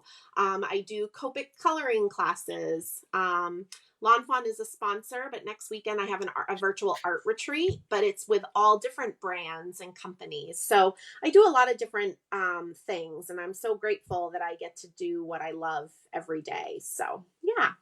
Somebody's also asking how you 2 met. Oh yeah, and I'm so very grateful for Jen, and actually that's a good story to know how we met. So I'm grateful that we get to have Jen as a part of lawnfawn. I can't tell you, we get the best instructor in the business, and we're really grateful for that. And that's how Jen and I met. So there are these trade shows in our industry hosted by the Collins Rep Group, and we had done one, Mike and I together, but we're very new. I still think we're very new, but we're like rookies, and didn't really know what we were doing. And Jen actually, we knew each other because she was already teaching with lawnfawn stuff, and she actually wrote and said like, "Hey, I can go teach with you at the event." Was it in Boston that year? Yeah. So the store I manage had just closed here on Cape Cod, like within the year or so, and or a couple years. And I was teaching lawnfawn classes on my own, like buying the product, coming up with classes, because there were still some stores in Massachusetts that I would travel to and teach. And I just emailed Kelly and Mike and was like, "Hey, do you guys go to the trade shows? Do you want me to teach for you?" And I think I literally probably heard Kelly's sigh of relief from California. She was like, "Yes, please." And yeah, so the first show we did, I picked you up. I had never met you in real life, and I picked you up at Logan Airport, and it was in like probably March, so it was chilly, and we drove just to like a suburb of Boston for that first trade show. Yeah. Yeah, so we technically met in the parking lot of Logan Airport. But yeah, so that was, you know, because that's how we first met. So we were like internet friends that met. Similar story with Shari as well. Like we were internet friends and then met in real life, which sounds so weird, but it's so weird. True. You get kidnapped in the airport. Yeah. But it works. Someone's saying that they hope online classes continue because it's fun and helps release stress. I agree. Yeah, we agree. Yeah. So I just did E13 on the little antlers. Again, trying to stick to my colors while I have them out. And then I'm just going to, I think on my coloring guide for the gingerbread man, I did E33, E37, but I'm going to be wild and crazy today. And I'm going to stick with this E15, E13 gingerbread man. So you do whatever you would like. He's going to be a cute gingerbread man no matter what. That's the beauty of using lawn fawn stuff. It's always cute. And someone says they were grateful that we sent some stuff to their school, and we're so glad that we were able to help your school out. Oh, that's awesome. And it says a lot of international fans really love these because they don't often get to take these classes. So it's so nice to get to do them in person. And so we just, yeah, and we miss the in-person classes too. You see, sorry. No, what? Oh yeah, that I stalked her on. I did. I was an internet stalker. I really liked her cards, and then I was like, "Do you want to be my friend?" I love it. I love it. I love it. All right, so now we are gonna dive into our reds. All the reds. So first I'm going to start with my R29 R35 combo. This is my most popular red combo that I personally do. But there's many other red options out there. R29, R24. I think mixing the R29 with the R35 just gives it a really nice warm red personally. And that's just kind of the red tone I like. So I'm going to start with R29, which is my darker of the two. And I'm going to start on the dog bowl. And the shadow for the dog bowl, I'm doing on the right side. So I'm going to fill in the whole inside of the dog bowl with R29. And then I'm going to just flick out some R29 from that right side. So it's going to look like this. And you can see I colored right over those buttons on the gingerbread. That's going to be where I use my white gel pen magic. Later we'll put little white gel pen, little frosting buttons on the gingerbread after. And so I blend out the edge with that R35. So it'll look like this. A lot of people like the online classes. Some people miss the in-person classes, but they're saying that the online classes, it really makes it so, you know, you can't afford to travel sometimes and you're missing events, but it's really, I agree. It's really nice to have the online community to be able to do these. Yeah, and I definitely miss being in a room with all of you guys teaching in person. I will say online classes, you actually get a little bit more from me because you do get to see me color out every single image. You can always like go back to the video if I maybe explain something a little too fast or you wanted to rewatch it, you can do that. My handouts are like 10 to 12 pages long for every class. You do not get that in in-person classes. So I think there's a benefit for both, honestly. Yeah. And yeah, like I will teach in person again, hopefully soon. But online classes will never go away. And I don't think Kelly and I have any plans of stopping these Create With Us's. We usually focus them around a release. The fall release is so big, you know, and we've got fall and Halloween and Christmas and winter. So that's why we broke it up into 2 classes. So definitely definitely check them out. If someone's saying they missed the events at Stamp Fever, that's lawnfawn's local store. And we used to do the events twice a year there. We missed them too. We look forward to being able to do those again one day for sure. And I just did the shadow on the little antler hats, which are adorable. I did the shadow on the right side, just like I did the dog bowl. And Heather is mentioning that she loves to take the teaching and introduce it to underserved kids, which is really amazing. And Heather, if there's any way we can ever help out your students, please let us know. Email us at info@lawnfawn.com, and we'd love to help out. So awesome. And I saw somebody mention binders. Did I see that? I think so too. And also asking for the best paper to use for this type of blending. Oh, and then Rebecca did link it. Oh, thank you. Yeah, so I'm going to go back to, I didn't, because I missed that comment. I got to find it. I use lawnfawn white cardstock, which is 80-pound Nina cardstock for all of my Copic coloring. And I that's what I've used for over a decade now. I'm just digging out my binder. It was over here. So somebody asked, I have a Creative Chick class resource binder that I have for sale on my website. I wish this was a touch and feel video because this is the softest, nicest feeling binder ever. And I'm not just saying it because it's mine. And it fits a lot. I actually need to start my second binder personally. But when you get the binders online, you get the dividers as well. And then I also have free printables on my website, which I have linked on the handout from today. So you guys can print these out for free. You don't have to buy anything from me. They're a great way to kind of stamp an image and keep track of color combos that you like. And it doesn't have to be Copics if that's, if you use colored pencils. And then I also have some just really cute note-taking pages because I'm a sucker for all paper products, like card making or office supplies. So those are all on my website. And again, I think I put the link on the handout for today for that as well. Somebody had a question about their jet black. Yeah, and if you could write them, we can always replace. We'll replace your ink pad. We're not sure what's happening there, but we'll replace that ink pad for you, Cheryl. Yeah. I'm typing.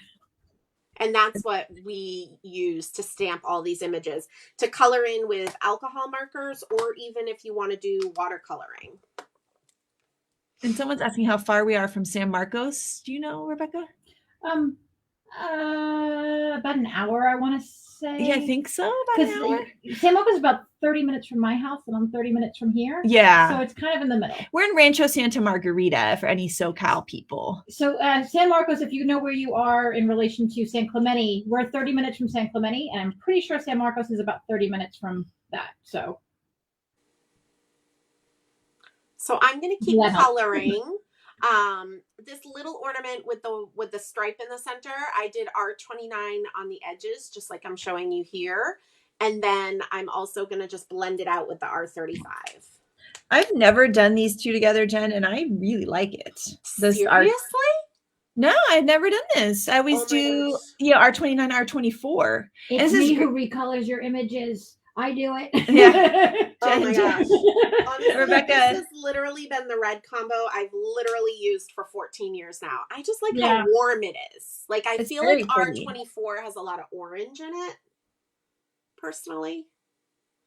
It does. It's a different look, but this is nice for Christmas. Yeah, I use this one when you do this one and I recolor. I use this one. It's a lot of Christmas. Sometimes I change your colors, but this one I happen to really like. That's so cool about these markers. Everyone's got their way. Everybody has, but this is just, there's a couple of combos that you introduced me to, Jen, that are just things I never would have picked. See, well. Your BG 133249. That's another one that. I don't use 49. Oh yeah, I do actually. Yeah. That when you I had to look at our tray. I don't use the 49 as much because it's so dark, but yeah. Well, yeah, when I need to go, but that's another combo that I just never would have put together, and it's one of my favorites now. Well, thanks. Oh yeah, and someone was asking who we are. They're probably wondering who Oh. the faceless voice is. Oh, That is that's right. Rebecca. And Rebecca is our product design coordinator here and education coordinator at lawnfawn. And she's just on the other side of this screen. She'd be mad at me, I think, if I turn this camera around. Well, actually, I put makeup on today. I think you look very nice. So I think you hi. should.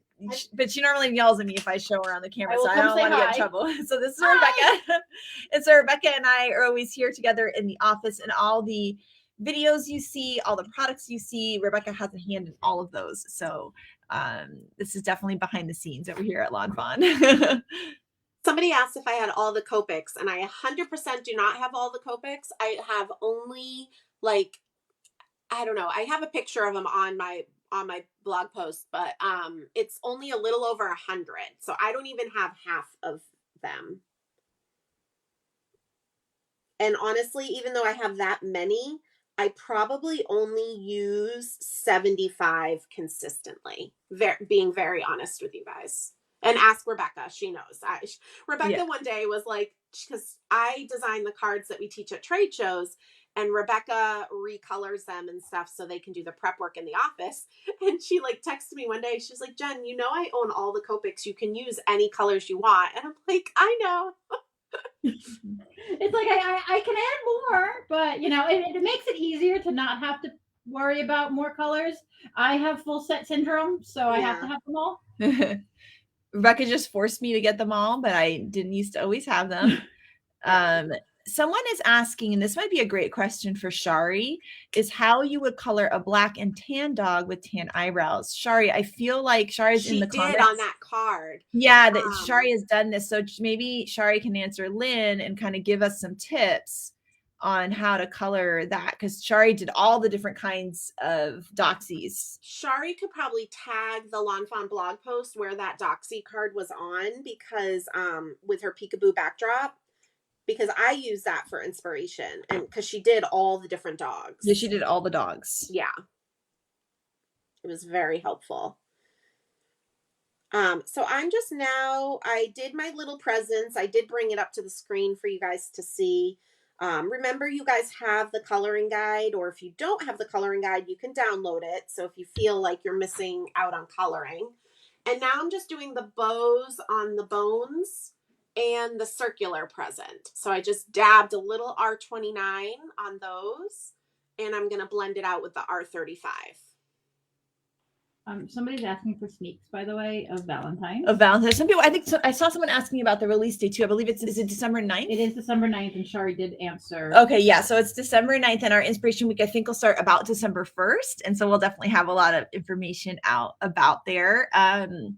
Okay, this is a good, very sneaky hint, but I'll make sure to post a picture of Miles in his Halloween costume, and that might be a little hint as to some of the upcoming critters. Yes, of the upcoming critters. And then I'm going to be right back. I'm going to take a quick bathroom break, but I'll be back.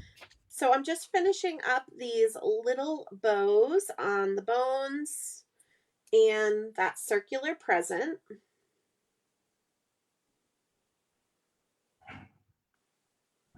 And then we're going to dive into the pajamas on the little kids.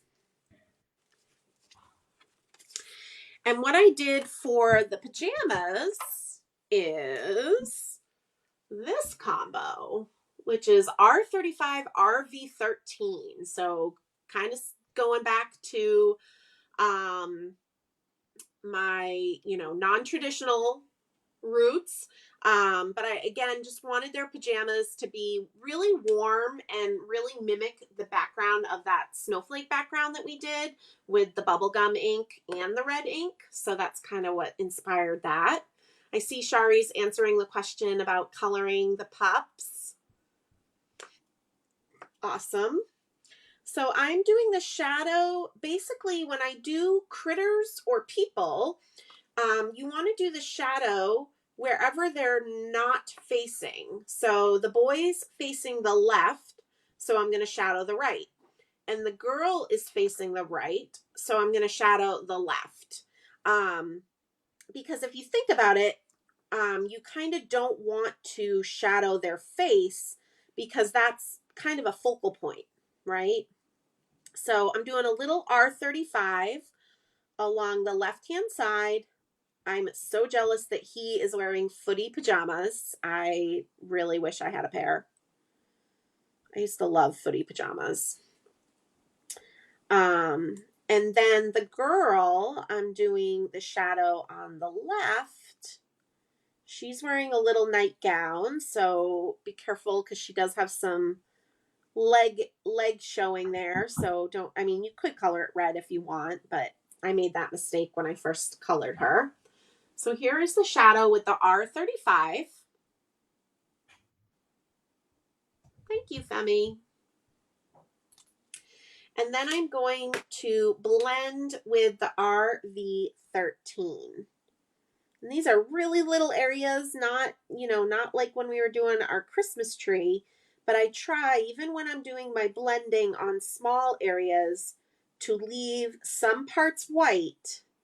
So those parts will be able to be just the one layer of whatever the light marker it is I'm using. So I'm just blending that out. And somebody's asking if we have more classes planned. We are definitely going to be doing classes for all of our releases. And actually, Jenna had it on my list to talk to you about when we do our Valentine's. Do we do it in December or do we do it in January, kind of after the holidays? I was leaning towards January because I know the release is in December because, stores need to get it in. But again, just bringing up my retail roots, we used to get all that Valentine stuff in December, but nobody was thinking about it until like the week between Christmas and New Year's when they had time off from work, So I'm leaning towards us doing it in January is my vote, but you know me, I'm flexible. That was also my vote as well. So I'm guessing, and we'll see if everyone else agrees. But I think that'd be best as we kind of get some we love hearing requests or anything that because we want these classes to be things that you guys really love. So we love hearing any requests or anything like that. As far as the rest of this year for me, I will have a winter card class the first Saturday of December. I'll be announcing details about that really soon. And these are cards that are more winter based, but if you need to throw a holiday sentiment on them because you're still scrambling for some holiday cards, it'll work. And then November 13th, I'm teaching my holiday advent event. And I'm going to give you guys a sneak peek of that project at the end today. Yeah, it is so good. I just shipped out kits yesterday, so there's still time for me to ship your kit to you. The kit has over 100 pieces stamped and die cut and ready to go. And it's the cutest lawnfawn advent calendar ever, I have to say. It's amazing. When you guys see this, it's like the perfect, it's because it's gonna be a fun class, but then you get this whole like keepsake that you'll use over and over again. It's really awesome. Yeah, it's something I used to teach at the store I managed, and the very first year I did it, I made ones for all of my girlfriends. And at the time, like my close girlfriends, at the time, some of them weren't even married yet. Some of them didn't, I don't think anybody had kids yet. But it's become a tradition every year for them to bring it out. And my nieces and my nephews have all like grown up with it. And it's a really cool thing. So definitely check it out. Again, I will give you guys a sneak peek towards the end today. And you can still register on my website. So now we are going to, I'm going to color their skin. I'm going to use E00, E02, but you guys can use whatever you would like. Maybe Kelly can chime in. Maybe she's going to do something different. Yeah, so for my character, I'm coloring like my husband. I'm going to do E34 and E31. I've literally put these up to his skin to match him. And I think that's a really fun way to color in your friends and family is to do that. Cause I really love coloring characters in. And when you see us, when we color in the, like the little tiny friends and stuff, I'm always thinking of different people that I know when I do that. And so I'm going to be doing this color palette for him. And I don't know what I'm going to do for the girl yet. I'm going to decide in a second. We have a couple of Somebody wants a table and chair to go with the couch. I will say that there is a card coming up on the blog, and it's genius. I can't remember if it's Sunday or Monday, but she used the cake stand from the old Bake Me a Cake stamp set, and it's the perfect side table for the couch. Okay. It's awesome. You guys will have to check it out. And then somebody, April, I think what you're asking for is treat box or something else 3D for a Create With Us. Well, that would be fun. We'll put that, as an idea. And we do have obviously our treat boxes and lots of 3D stuff. So. And here, I'm sorry. I don't know why I can never figure out how to hold this up to the camera. Here we go. It's okay. Shari and I can't either. So it's all good. Aw, look at Mike. There's Mike. Thank you, Shari, for linking my holiday event. I appreciate it. She's faster at typing than me. I have to say I'm really lucky. Shari pops into most of my online classes and helps. She's the best. So yeah. So here, I'm going to just show you guys how you can kind of take markers and see what you kind of match to. And so I'm kind of like this E53, 51. And so I can kind of match it. So I'll color her in that skin tone. And then we've got me and Mike. I gotta match Miles and see somewhere in between the two. I was gonna say Miles is gonna start to get jealous soon if you keep coloring Mike in all your cards. I know. I'm gonna have to figure out. I'm gonna match his next time he's in the office. We're gonna match him up and see. I just realized I forgot to turn my Christmas lights on today. Oh yeah, huh? It was so bright here in my studio. I think I just kind of forgot. I'm going to take E51, and I'm just kind of brushing up a little color from the base of the bones. I'm not even, and I'll bring it up to the camera, I'm not even going to blend it out or anything. I'm just doing a little warm shadow on the base of those bones with E51. Somebody's asking what colors you use for the black hair. The black hair is N8, N6, and N4. I know we do a lot of two color blends in this class, but for the black hair I was mentioning earlier, it starts to look a little bit gray if you just do N8 and N4. So I had to kind of bring in that medium color. You could also touch the lighter marker to the darker marker to create the medium color too, if you wanted to only use two markers. And there's my different skin tones to Jen's. Yay. And then Courtney, I think you're asking about the new Stitch Snowflake background dye. That video is coming in Inspiration Week that starts November 5th, I think. Is our next Inspiration Week? Yeah, the third. The third. Oh, no, it's the 5th. No, you're right. I'm sorry. So there will be a video for that that dye that week. And then we'll show you some coloring and stuff on that. So I'm starting to color the stars for the Christmas tree. I'm using my go-to yellows, Y17, Y15. And since I shadowed the left side of the trees, I'm just shadowing the left side of the stars. And I do the base all dark personally. And then I'm going to blend it out with the Y15. So someone here is saying that they love seeing Miles's arms and hands in the tutorials. I'm glad that you like it. He loves, he's found the paintbrush drawer lately, and so he's constantly playing with those. And they love the giant sentiments. You'll be very happy in springtime if you love the giant sentiments, because there's a very No, Valentine's doesn't have it. If you mean the giant stamped sentiments, you'll be happy in spring. If you mean the giant die cut sentiments, you'll be happy in both Valentine's and spring. There's a lot of giants. We're also very confused because we're doing Christmas, Valentine's, and spring all at once. This is the most confusing time of the year for us. Yeah. So I just used Y17 and dabbed that center star in the long, skinny teal ornament.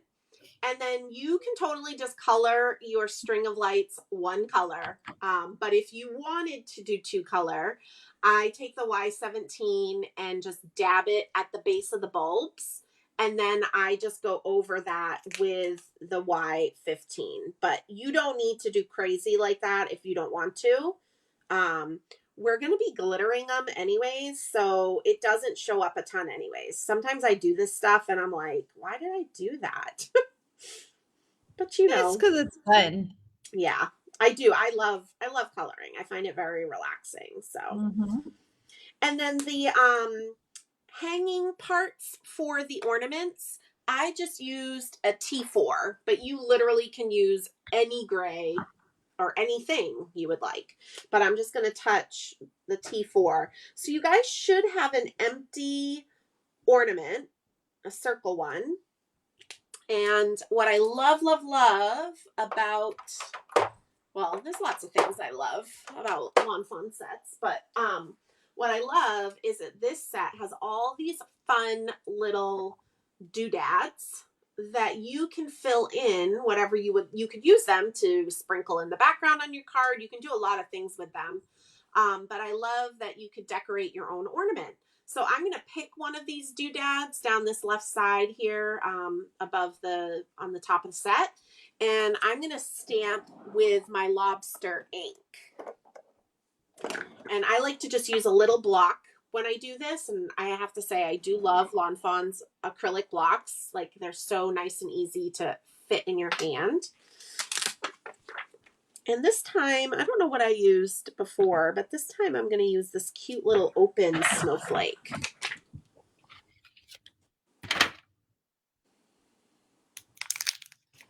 And again, I'm just going to do a little lobster. Lobster, okay. And you want to have a gentle hand. If you need to do a test stamp, that's always a good idea.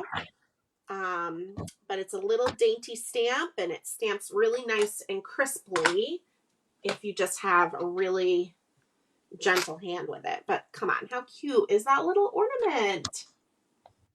Here, I'll show you guys. I used the solid snowflake, and so you can see mine. So cute. I think that's maybe what I used on my original sample. Oh, someone said they had to cheat. I know I didn't put my people are joking about the buy cheater glasses for Copic coloring. I have mine here too. Yeah, you're not wearing them. I have a headache today, so I was like, I'm not going to try to. They kind of give me a headache sometimes, but so I've just gone. I've colored outside the lines a lot, and I'm just okay with it. But that's okay. I color outside of the lines when I'm teaching a lot, just because of the angle I have to sit at my desk. But that white gel pen on the edge to clean up your edges, it'll fix all the things. So I'm taking all my images off the tape, and mine have been on the tape for weeks and weeks now. So I'm just carefully doing it so I don't accidentally tear anything. Because then we're going to glitter all the things. I know you couldn't wait, Kelly. I know, all the glitter. I mean, it's holiday. You need to sparkle everything. I need the glitter. Yeah. Oh, people love the snowflake on the ornament. Somebody's asking if we have new ink colors coming. Possibly. Lawnfawn's not allowed to come out with any more inks. Well, you're gonna have to add a new ink. Yeah, there's at least one. We're looking at doing rainforest ink because that's a color of cardstock. Okay. But we also love hearing suggestions. So if there's a color that you've been really wanting, let us know. Somebody just said a navy alcohol friendly color. Ooh, that could be kind of fun. Yeah. And I would like it's also about a birthday cake layering die set. So let's write that down too, because that sounds really fun. I would like a warm gray alcohol ink. Oh. Okay, you got hold on, I can't write that fast. Okay. Warm gray alcohol ink, navy alcohol ink, and a birthday cake layering die set. Someone says they have readers now, but they still need a magnifier. I hear you. I know. Some of these little dies, let me tell you. Oh, someone's excited about rainforest. Oh, somebody wants a girl scarecrow. That would be cute. We talked about that. I told you, Kelly. We want. Oh, that's right. That's right. We want a whole add-on. Yeah, Shari's got a fake account. She's just asking for the more happy harvest. No, Beth is real. That's not Shari. I can attest to it. Beth does all my classes. Shari. Shari wants purple. Harvest add-on. Yeah. Now, one tip I will tell you guys, is that when we have, we have some specialty cardstocks, we have like the texture dot and the shimmer. Those ones almost always are a slightly different shade than our solid cardstocks. So that if you're ever looking for like a shade of purple in our solids that isn't quite right, or whatever color it might be, if you take a look at texture dot or shimmer, it's probably going to have that in between range. If you put them all together, it's like one big gradient. And the shimmer, the backside of it that doesn't have shimmer is like a solid of that same color. So if I need like a non-shimmer purple, I actually go to our shimmer cardstocks because I love purple. And I agree, we don't have purple cardstock. I am just dying at Happy Harvest blowing up the chat right now. Just saying. I love that someone suggested a tea party scene with a mice, because that is on our list to do that would one be day. really So we should write that down, because remember we talked about that in a meeting the other day. Well, and there's a million Happy Harvest ideas. I'm telling you, add on for the fall. We got sky ink for the cloud stencil. I actually like kiddie pool. That is my favorite. And I do a light merman, and I also like minty fresh. I'm going to bring these colors up for you guys. Is kiddie pool over here? No, it's out there. It's out. Oh, they took it. But here, kiddie pool is a lighter color than these two, but this one is merman. There's also mermaid, but we just used on our stencils. And then minty fresh, it seems weird because it's got the green, but it actually looks really pretty. It's one of my favorites personally. And then kiddie pool is like a blue version of this, and that's Rebecca's favorite. Absolutely. And somebody just asked if the back side of the shimmer cardstock is textured. It's not. It's smooth, but you sometimes can like see the texture. It's kind of weird to explain. Yeah, I'm gonna try to hold up a piece here. Somebody's asking for kiddie pool cardstock. So cardstock's a little harder to get in special colors. Trust me, I try every week. Yeah, it's difficult. Unfortunately, we don't have as many options. But here's the shimmer, and you guys can see it's got a bit of a texture to it. Mm-hmm. So pretty. And then I'm gonna flip it over. And it's smooth. You can stamp on it. It'll stamp beautifully. It just, you can kind of, I don't know how to explain it, Kelly. There's like a little something to it, but I actually kind of like that. It's just not as solid. Yeah. It's more like kind of earthy feeling, you know? Yeah. We do have somebody who says that our stamps are truly preferred and most favorite stamps in the whole world. I've not found a brand that has comparable. My speaking is not so good. Comparable or better quality stamps anywhere. Thank you so much. All right, so I'm going to start glittering all the things. Let me just explain that, and then we can go back to we can glitter. So I have this is just a sandwich food container, and I can't stress enough. So I know that people who don't like to glitter with ultrafine glitter because they think it's messy. But I can promise you, if you practice with my tips, it's not messy. I glitter almost every day of my life. And I don't have glitter everywhere in my studio. So one of the tips is to have a bigger container for your glitter. Don't do a small container. Don't try to funnel it in and out. Have a nice size container. And this one's like a sandwich size. Yeah. And I would say 2 containers of the Prisma glitter that Kelly is holding up will fit in here and give you enough to have dip action, which I'll explain in a minute. Then I highly recommend the Sakura Quickie Glue Pen, which lawnfawn has on their website. It's the best money you'll ever spend on a detailed glue pen. I only use this for ultrafine glitter. I don't use it for paper-to-paper gluing or anything like that. I'm laughing because this is my 3rd live this week, and I keep thinking it's going to run out because I have a brand new one sitting here that I'm dying to open. But can you see that little blue line right there? I'm literally using it down to the last drop. So I'm hoping today maybe I'll be able to open up a new one, because opening up a new one is just, it's amazing. But and then somebody was asking about chunky glitter. I'm going to hold these up. Yep, we're going to use chunky glitter today too. Oh, we are? Okay, great. So we'll be able to see both versions. Yeah. But that's a nice little comparison. Yeah.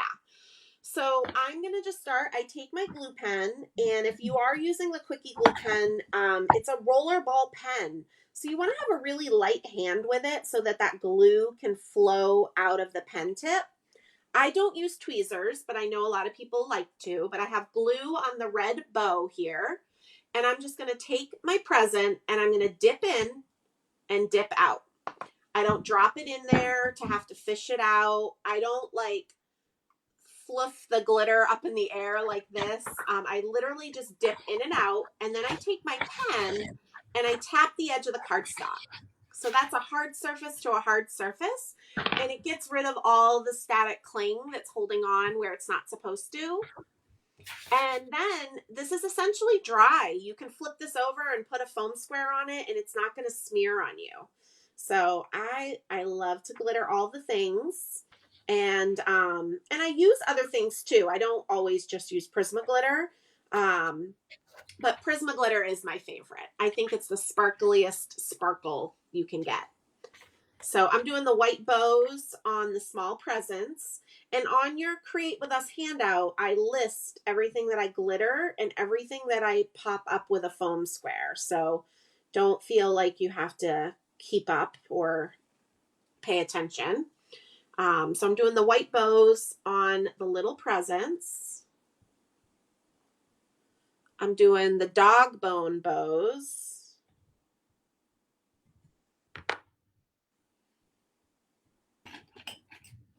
It's my like method in life to get everybody to glitter all the things. It's your life's purpose. Yeah. Nancy, who also works for Lawnfawn, and she and I kind of work together for the Lawn Fanatics Challenge. We've been chatting about what the themes for the challenge blog are going to be next year. And each of, the design team members for that group have been chiming in. And I sent her a list this week, and I wrote glitter all the things as a challenge theme. I think she probably thinks I'm joking, but I'm really not. I think that'd be a fun challenge because there's different ways to do it. Like we've done it with the stencil paste. Yeah. Do it with this. For sure. There's the chunky glitter. There's the glitter pen if you like a more subtle glitter. Somebody was talking about that they still love their glitter pen. And then there's actually some requests for bookmark dies and bookmark stamps. And that's so funny because that is on, man, I think you guys They have little cameras in here. There's spies. Yeah, I think that there's because normally I'm like giving away secrets, but I didn't give away those. We literally had a meeting about Tea Party Mice. We had a meeting about bookmarks. Dies and stamps. Thank you, Melissa. She said she just signed up for my Advent class. Thank you. Oh, I will ship your kid out on Monday. I will be in that class. I'm so excited. I can't wait. Can't wait. I'm excited. My friends Josie and Melissa are coming that weekend, and they're gonna sit at the kitchen table and take the class. Oh, that's amazing. Which they're two of the people that got the original one. But Josie used to use it in her classroom, and it got swiped. So yeah. So I was like, well, you need to come and make a new one. And then my friend Melissa, she has my nephews who are getting so old. Not really, but they're getting to be big boys. But she's still going to make one. And they still appreciate an Auntie Jenny card. They know how much gets involved in a handmade card. So they're so cute. They love the interactive ones.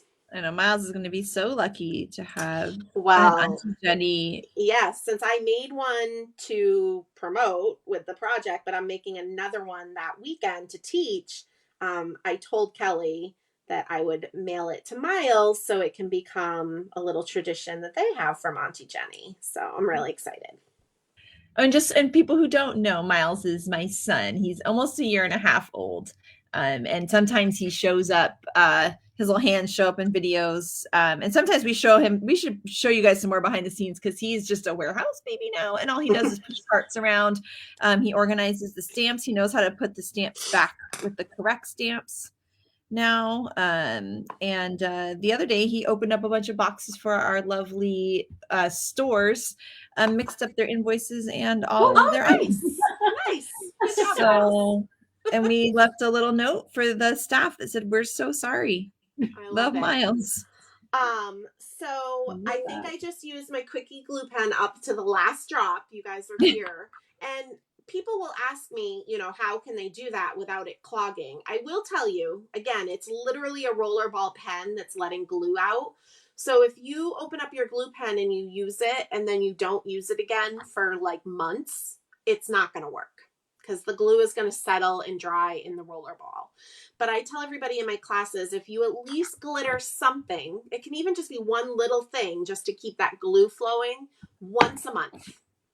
So once a month, glitter all the things, and your quickie glue pen, you'll be able to use it to the last drop like I just did. So, and this is what it looks like when you'll get it.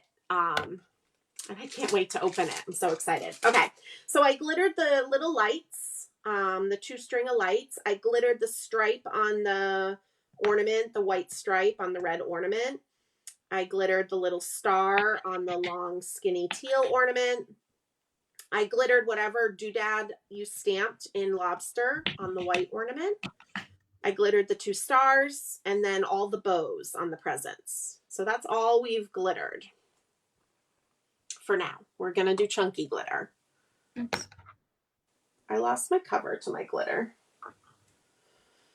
Uh-oh. That's really weird. That's a way to get glitter all over your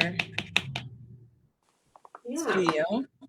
That's just really weird. And then I want to be happy with glitter all over the studio. And then here it's very subtle, but I use the glitter pen on these lights. And it's very subtle, but it's on there. And so it's really nice. Just to kind of do something a little different. That is like it. Honestly, you guys, my studio table is very clean right now. How did I lose a cover to glitter? Oh, I put it in the drawer. Sorry, somebody's asking about the gold glimmer paper. Is that the gold metallic paper that we use in class? I think it might be the Gold Rush. Okay, I'm going to link both of those. Yeah, and I can hold them. Or do you want to find them, Rebecca, and I'll hold them up? Yeah. So for Create With Us for today, we're using the gold metallic, but Gold Rush would be really pretty too. And this is the gold metallic on the edging.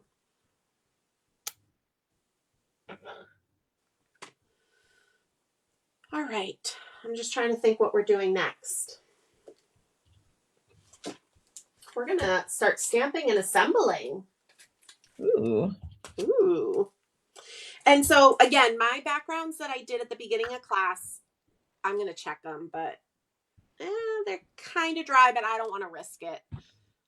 So at this point in time, if you stenciled with me and yours aren't dry, just keep hanging out with us. And you can always go back to this section of the video and do this later once your backgrounds are dry. Okay. I think we'll start with our red card here. And somebody actually messaged me on Instagram just asking some questions about the prep.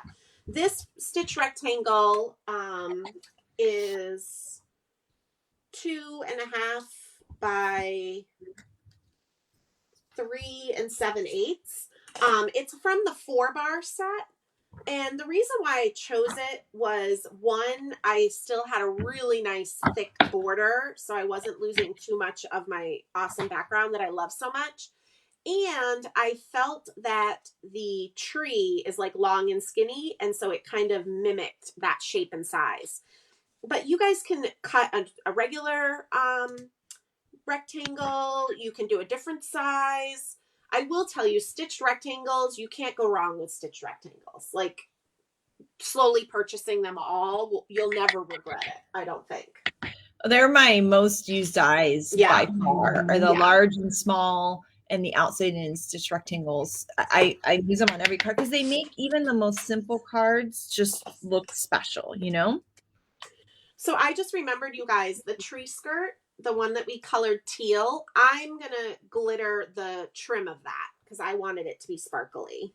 So let's see. I don't know if I have any. This glue pen doesn't want to die.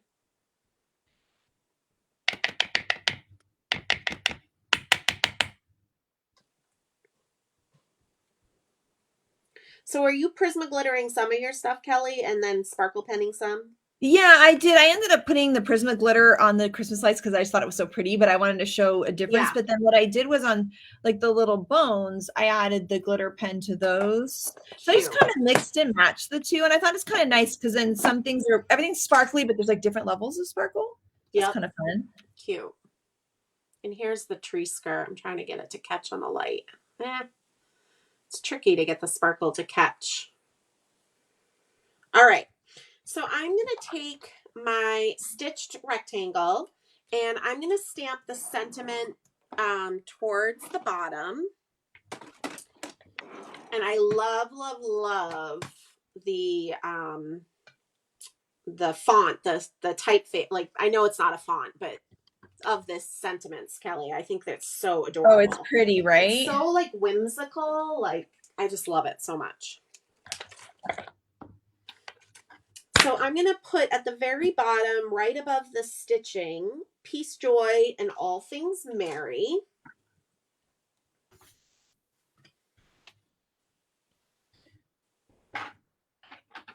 And it honestly, like, just fits. It kind of touches the stitching a little bit. So it might bother you, but it doesn't bother me once the whole card comes together.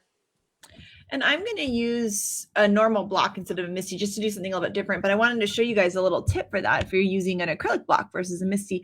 Our stamps are designed sort of like thoughtfully, for lack of a better phrase, with these rectangular blocks. And so you can like butt things up against each other and it'll give you perfect spacing, but you can also stack them and you'll get perfect spacing too. So I really like to do that. And then I just have it on my block all done. So I put it up on my grid mat and then I just line up my little pieces and so it's nice and centered and I can just pick it up with my block and it's going to be perfect. I love that about them. And then I think in my class last weekend, I had cut apart one of the sentiments, but it's so easy to realign it because everything is in a cube-like shape. So I cut it apart to make it easier for this design that we did in class instead of selective inking. But because it's in a block format, it's really easy to kind of reline up too. And so I've just picked it up like that. Super cool. So this is what we have for the sentiment.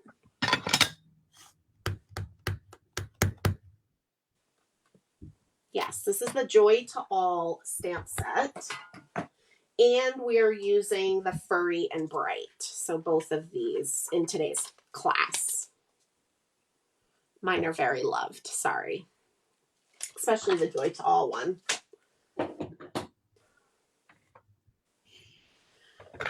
So then I'm going to just start to do some assembly. I'm going to attach my tree down flat first. I like to use the lawnfawn glue tube because I kind of have a little bit of wiggle room if I want to kind of move it a little bit. But I'm just going to have it be centered on that stitched rectangle just above Joy to All. And then I'm going to attach the star flat, but some of it is going to pop off the top of the stitched rectangle. So I'm just putting adhesive right at the base of the star. And I really like that. I like that this seam is going to kind of bust out of the stitched frame a little bit. I always like that. I feel like, I don't know why, like when you've got the layers and it goes over. I just think it's cute. Someone called your glue pen a zombie glue pen, and I love that. It kind of is. Like, I just did the tree skirt with it. Like, I'm not going to throw it away. I'm going to get. And here's a couple of good questions, Jen, that I wanted to make sure that we didn't miss. Number one is, should the Quickie glue pen be stored vertically or horizontally? Either or. If you store it vertically, I keep it upside down in my cup. So this is like my cup. I think Shari got me this, and these are like my Sakura brand, like Jelly Roll, Black Glaze, and Quickie Glue. I put caps down, or you could do horizontal, but I wouldn't personally, and I don't honestly know, but this is what's worked for me. I wouldn't do caps up. I always do caps down. And then someone asked if you could speed up the drying with a heat gun on the fairy dust, which I'm actually not sure. I don't think. Does it have any plastic in it? Because I'm not sure. Plastic, I don't, but it does kind of blobby it a little bit. I have tried it. It's not my preferred. I wouldn't recommend it. Yeah, I wouldn't recommend it either. Oh, and somebody needs to write this down because this is fantastic, which we've talked about it a little bit, doing a holly backdrop, I wrote that one down and then a already. magic iris matching. Yeah. Oh yeah, holly is so great. Yeah, I saw that. So I just put the bone present in the little girl's hand with my glue tube. And now I'm going to use foam squares to pop her up off the stitched rectangle. But she's going to go off of the stitch rectangle a little bit, like her little pigtail and stuff. So just like this. And then the little boy is going to get one of the little red presents in his hands. And whenever I do that, I just put a couple dabs of glue on his hands. And then I place the present down into that. And because I'm using glue tube, I can kind of move the present around to where I want it. Okay. And then I'm going to flip that over, put some foam squares on him. And he's going to go on the right side of the tree. He is going to go in a little bit more than she did because we're going to put that dog on here too. And I purposely didn't do my ornaments yet because we're going to be attaching ornaments flat, and I kind of wanted to kind of fill in the space of the tree with the ornaments once I had my bigger images down first, just so you guys know. And so the little dog, he is going to go on the edge, kind of overlapping the boy a little bit. So I'm going to just put glue tube down the left side of him. And I'll show you what I'm going to do when we get to the rest of the assembly so that he's reinforced. But right now I just put glue tube down like his forehead, his nose, his little paws. And I'm just going to put him next to the boy. Okay, so it's like this. Oops, like this. Sorry about that. And now I'm going to figure out where my ornaments are going to go. And of course, you could put more ornaments. I was just trying to keep prep work for class, you know, not too crazy. But wherever you want your ornaments. And I'm just going to use the glue tube for that as well.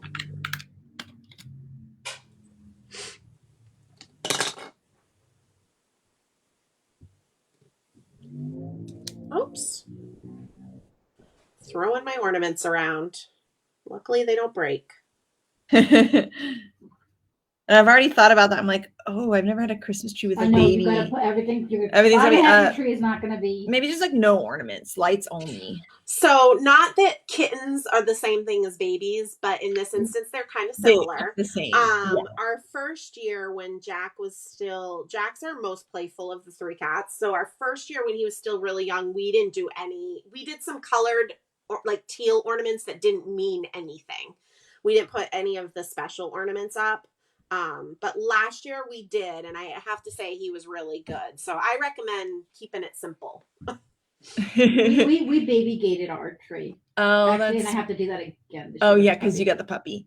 Yeah, I have a feeling we're just probably gonna. All we had was lights last year too. We didn't have it together, but it's hard to do Christmas with a little one. You could do like get a colored ball to put on because he might really like to see the ornaments, like the glimmer of the ornaments with the lights. Yeah, last year we had one of those pre-lit Christmas trees, and all of a sudden before Christmas my husband's like, he should really have a real tree. Okay, so we're like, let's buy a real tree. We got a real tree. We get home and we're like, we don't have lights anymore because the tree already is one of those you buy with the lights already on it. Oh, right. So you need to go buy lights. But at that point, when we bought lights, it was really almost Christmas. So all that was left was like the real swanky lights that were expensive. Oh, so we have these really cool lights, and it has a remote, and you can change the color and like the flashing, and they can be white, they can be multicolor, they can glow. And so at first I was like, I can't believe we're spending this much money on lights, but then now I'm kind of glad we have these fun swanky lights, especially now. So it looks pretty cool because you can change it every day to something else. I actually just thought of something really fun that I'm going to send Miles with his advent calendar, but I'm not going to tell you what it is. So, okay. So foam ornaments, and they say no bottom branches with cats. Yeah, exactly.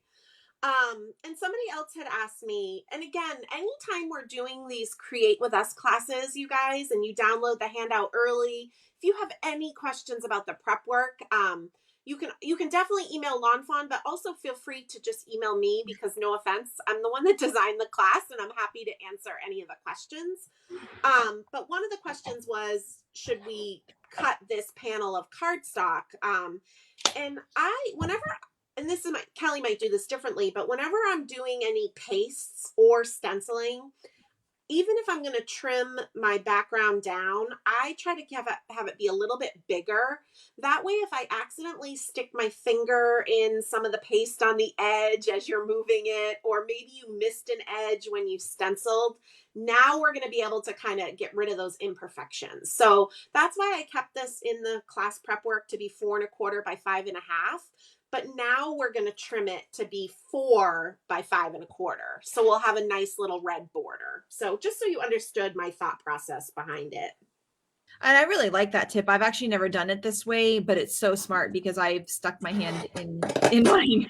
But I wasn't sure, like, oh, can I cut through the paste? But even I'm just using one of this like kind, not a guillotine, and it still works to cut through the So what is it, Jen? Can you repeat? Yeah. So your panel when we started was 4¼ by 5½.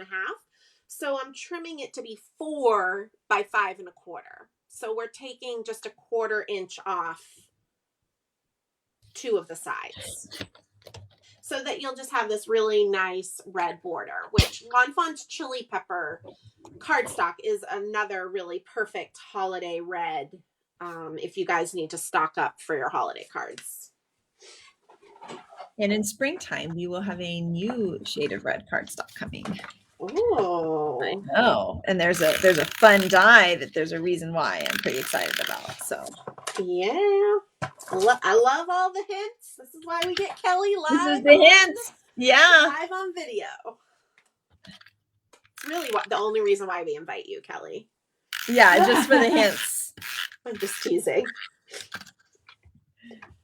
And so I'm just adhering my snowflake background to the red flat. Oh, I love this background. Man, this is really pretty. Like, I would have never done these colors, but I mean, that's gorgeous. And when you put it against the red, even though we used bubble gum, it's taking on a redder like look, you know? And I just love that.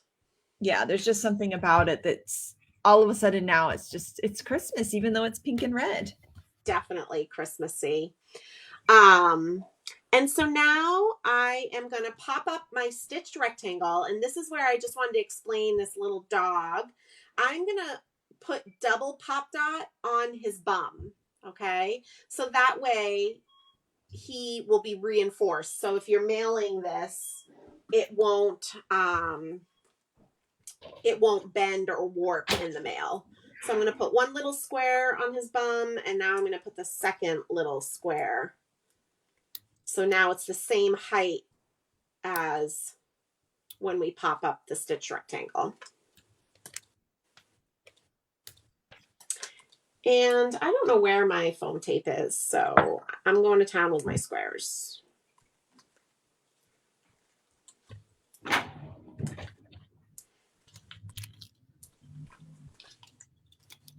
All right. Someone says it's the year of Pink Christmas. And someone wants us to repeat dates for inspiration and release week. So the Valentine's release is going to be December, I keep saying 9th, but I want to confirm that because I'm going to look at my calendar. December 9th. And inspiration week will start December 1st. So that's December 9th for the Valentine's, and Inspiration Week will start December 1st. And that's a little mini release of cute Valentine's products. Although almost all of our Valentine's stuff, we try to make it so that you can use it year round too. And that's definitely the case this time with the stamp sets. And And then our release after that will be our spring release, which is a big release. And that's most likely going to be February 24th, but it's going to be towards the end of February.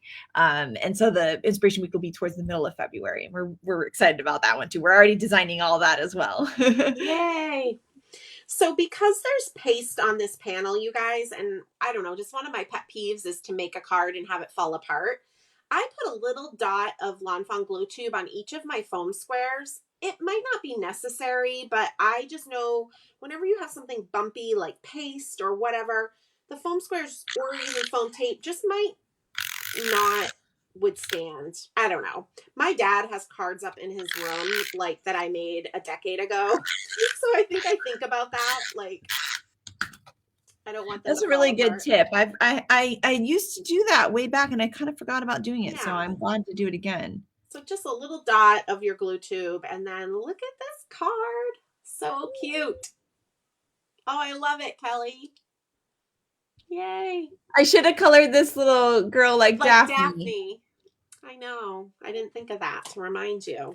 Well, then we have another one with Mo, and we have to have a I was big. So gonna we have say, to do yeah, a whole you would have thing. had, Yeah. all kinds of problems. A whole thing. All right, so now we're going to work on our second card. Okay, and so we've got two stitched hillsides that we cut out. And I want to interrupt 1 second because Shari was really smart to mention. I'm like in my head, I'm like, we're designing all this stuff, but we actually do have one more inspiration week for this release. Oh, and right. that is November 5th through the 11th. So that's an inspiration week where we're just featuring products that have already been released. The last verse is kind of very wintry, snowflakey themed for that release. So there'll be intro videos. There'll be incredible cards by the design team. We're really excited about that.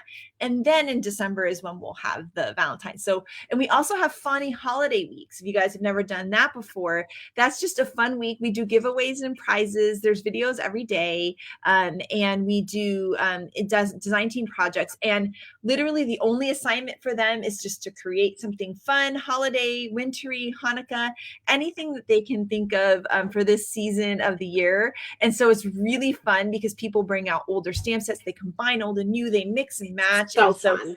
It's really fun, and there's prizes and stuff too, so you guys will have to check that out. And I believe that one it's the week before Thanksgiving, so so that'll be a good one too. Yay. So with our stitched hillsides, I'm going to use the mermaid ink again, and I'm just going to do a little hint of blue on these stitched hillsides just to kind of give it that snowy, icy feel. If you live in a winter climate, maybe we just had a little rainstorm on top of the snow. I'm working right on my desktop because it is glass. I do think working on glass when you're ink blending is really nice. And I tap my blender brush in the ink, I tap it on my table surface, and I just bring in a little hint of ink to that edge. And I just love that soft look on the white. Yeah. And I'm going to use, since we were talking about kind of like mints versus blues for snowflakes, I'm going to use mint, and then we can compare mine and Jen since I happen to have that ink out. And I'm doing the same thing to both hillsides.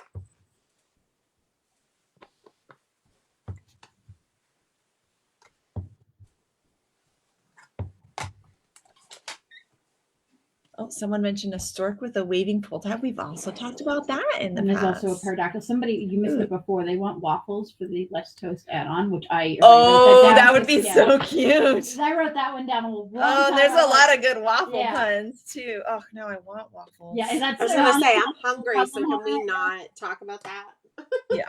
I really want waffles. Oof, with strawberries and whipped cream. I just got my new waffle iron too. After Caitlin destroyed. Oh, that's right. I forgot she melted it.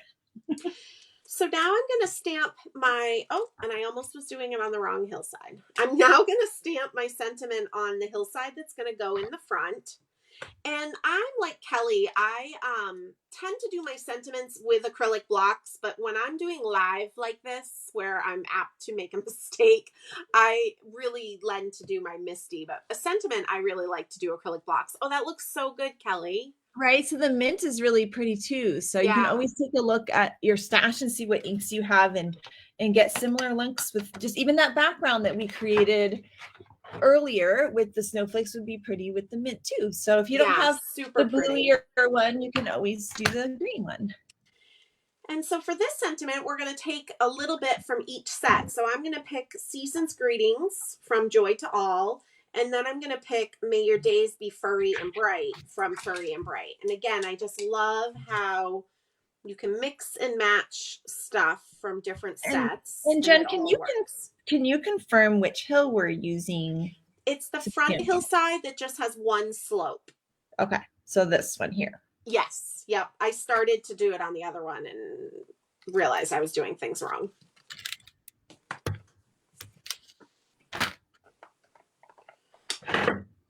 And I'm just doing it in black ink.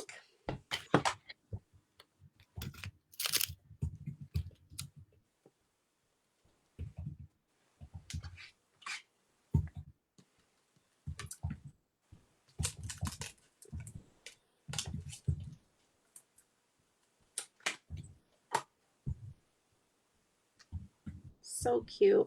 I love these sentiments, like how they're done. I love the Furry and Bright. It just, it's so sweet. It's so cute. And I'm going to do the same way where I'm lining mine up on my grid mat. And then I'm going to pick them up with my block. And I'll show you guys what that looks like, just to do something different. That way, those of you that have blocks, you can kind of see. Yep. And then I'm going to stamp that in black ink. In my drawer to my left is like my station, and then I have like acrylic blocks in a few sizes because I really do use acrylic blocks a lot in my own time, but I get a little nervous teaching live and don't want to have to like cut new pieces. And I'm a little nervous here too. Yeah, so I think I need to re-ink my black licorice pad.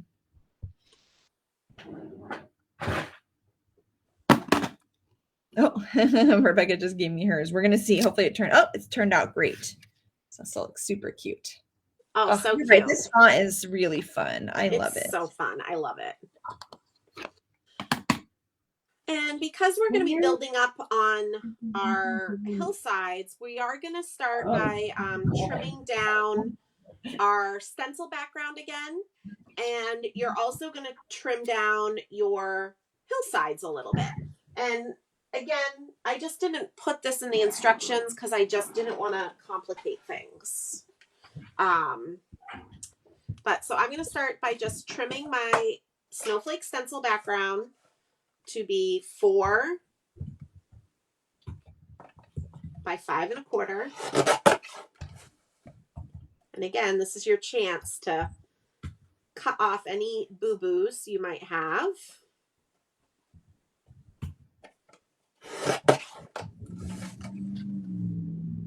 Somehow I did that crooked.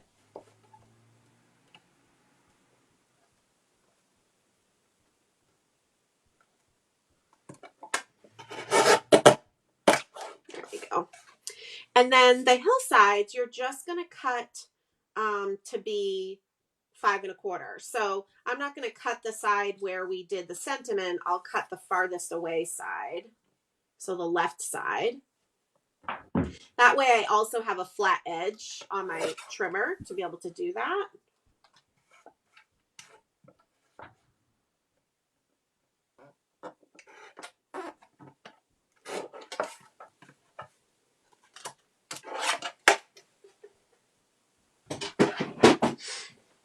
And now I'm just looking, I'm going to just adhere my snowflake to the gold, just using I use my ATG gun, but you know, just a runner or whatever flat adhesive you want to use. I love this blue and gold type combo, and I like the gold accent of the paper. I really think it brings out kind of the string of lights and the star on the top of the tree.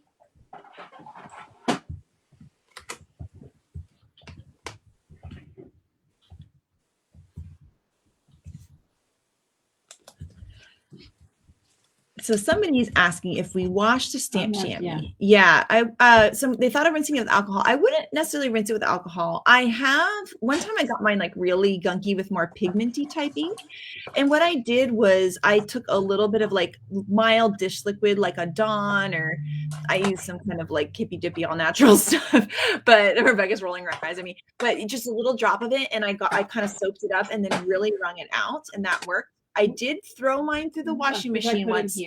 I put it in by itself or with like rags I didn't care about, just in case ink came off of it. I didn't want to ruin like my favorite sweater or anything. That also works. You can throw them through the washing machine. So those are two really good options. And then honestly, here has never actually. Yeah, I've literally never washed this one, and just rinsed in the you sink. can see it's just kind of rinsed in the sink. I just wring it out, and it works great just because it's stained. It just shows you how much you cracked it, right? Yeah. So I just adhered my back hillside flat. And again, I did just use a little glue tube so that it will adhere to that textured paste nicely. And then we have our Christmas tree. And so what I did for this one is these guys are outside. They're frolicking out in a meadow somewhere. Okay. So I'm actually going to take my scissors and I'm going to fussy cut. Well, not even really fussy cut, but I'm going to cut off the tree skirt, and I'm cutting right along the edge of the Christmas tree. So there's not going to be a white border from your die on this one. And this way it'll look more like it's outdoors. It's not with a tree skirt inside our living room. Although maybe critters have tree skirts on their Christmas trees during the holidays. We don't know. And then I'll show you a trick I like to do when I do cut like this so that my edges look nice and crisp and black. So I'm just trimming the die cut edge off. This is a pretty easy fussy cut, so I figured you guys might not grumble too much at me for it. Yeah, it used to be my favorite thing was to fussy cut. I still enjoy it. Like I use purple onion stamps a lot, and they don't have dyes, and I find it relaxing. It's not something I want to do all the time. But yeah, I love, of course, I use the coordinating dies now, but before coordinating dies, I used to be like, oh, I'll just sit in here and cut. And now I'm not quite as good at cutting as I used to be. Shari is oh my goodness, the best. Spectacular. So good. Well, you guys thought I had the dies for You Ought to Know when I designed those. Oh, yeah, that's right. I forgot about that. So you can kind of see that there's a little bit of a white border just from the core of the cardstock showing. It's not that you didn't cut it correctly or anything. So I have a memento marker, but really any marker with a black brush tip. And I just take that and I go along the edge.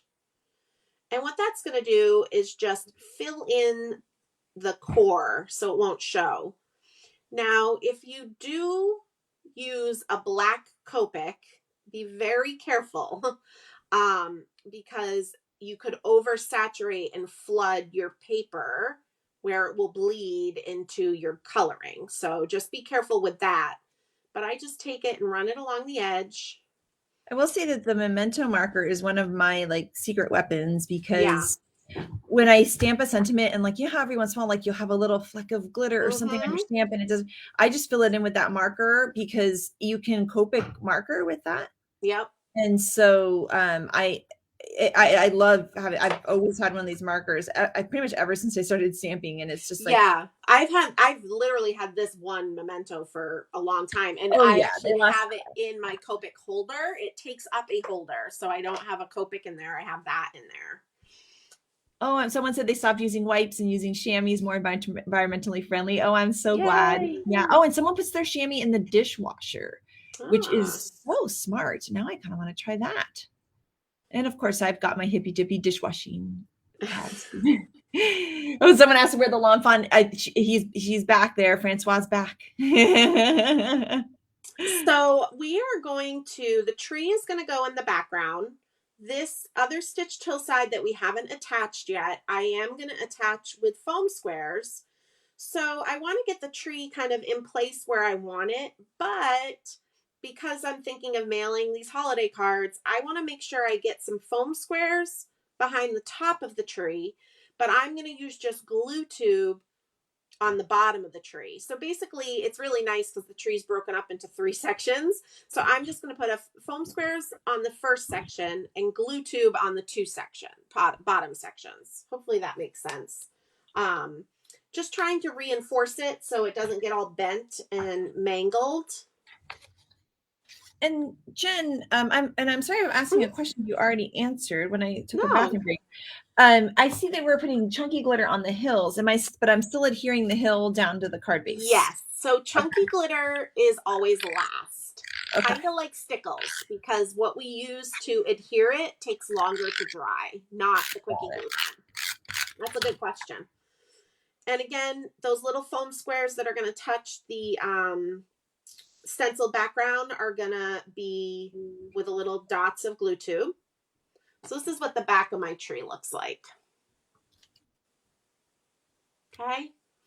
And I'm just going to kind of place my front hill there just so I can make sure I'm tucking my trunk down.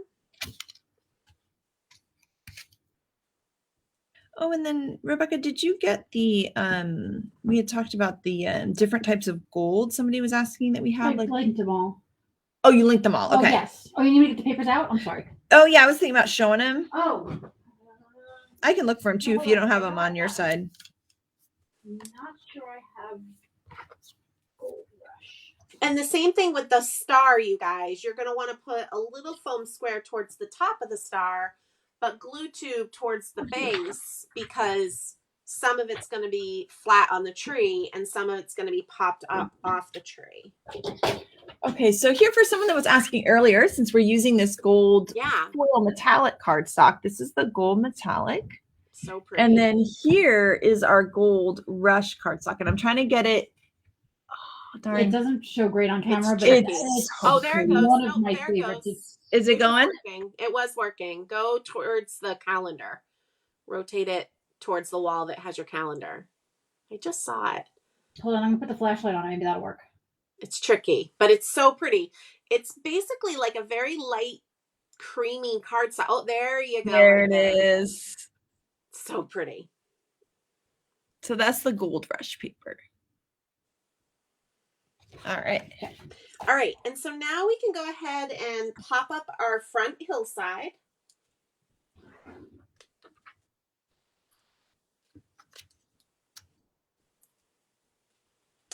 And again, I don't know where my foam tape went from the other night, but I am putting my little dots in my dish, Kelly. Hey, I got my dish. Although I missed the dish a little bit. I've made a mess. But I've got a fun dish. This is from our distributor in Sweden. She would bring us a dish at all the trade shows, but I like this one because it looks kind of like a icy frozen. So I like it for the holidays. So pretty. And so now we are going to take our little guy that is up on his back legs facing the right. I'm going to adhere one of the cute little antler hats on him. So using a little glue tube and stick that on his head.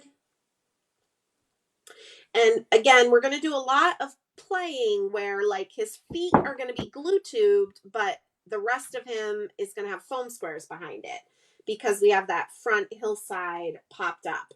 I really like to play with dimension like this because it really does add a lot to the card and literally costs you nothing. But it does take sometimes a little bit of thought to be like, wait, where am I popping up? Where am I glue tubing? But masking. Which one's in front? Yeah. Somebody is also asking about why you're using glue on the back of your foam tape. Because the paste is bumpy, I just want to make sure that everything I'm gluing to it stays. And sometimes when you have a tape, over time, it will lose its stickiness on a surface that's bumpy like this. But a glue, like glue tube, is going to kind of soak into all the crevices and really hold it on. So I'm using foam to pop it up because I want the dimension, but I'm just adding a dot of glue tube to make sure that it stays really nice on the paste. It's not necessary. It's just a nice touch. Exactly. Yeah. It's just me. I'm not type A, but there's some things that I worry about. And one of them is is cards falling apart. I just don't like that. So now we have this little guy who, this is the guy that's getting into all the trouble. He's ripping the string of lights off the tree and running around the meadow like, this is so fun. And the other guys are like, we just want to decorate the tree. So I'm actually going to use a little glue tube and adhere the string of lights behind his nose. And I'm adhering the curly Q part of the string of lights. So it's going to look like this. Oops. Keep going off camera. And then he's going to get popped up off the background. Now, obviously the string of lights, I kind of just let them dangle. They're not getting reinforced with anything.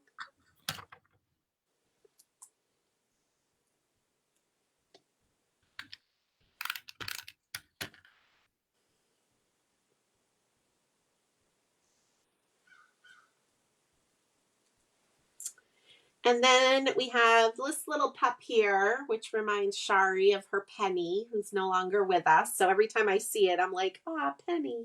We're going to put the other little antler hat on him or her, if it's Penny.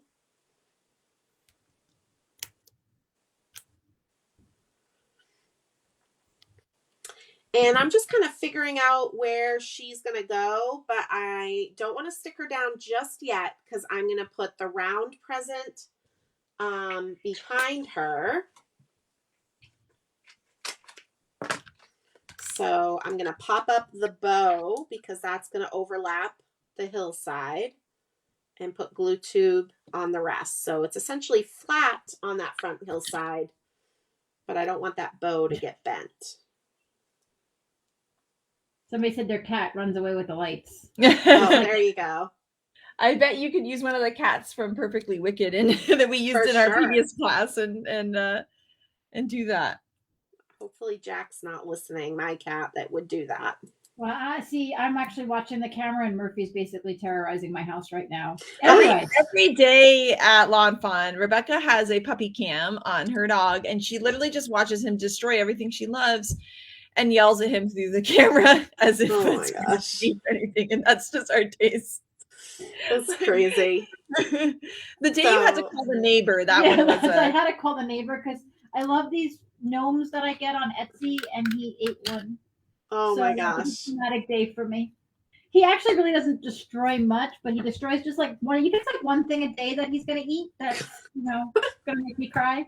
So So I put Penny down flat. So I put glue tube under her legs, but behind her head I reinforced it with a foam square. And then the little red present in the front has a foam square.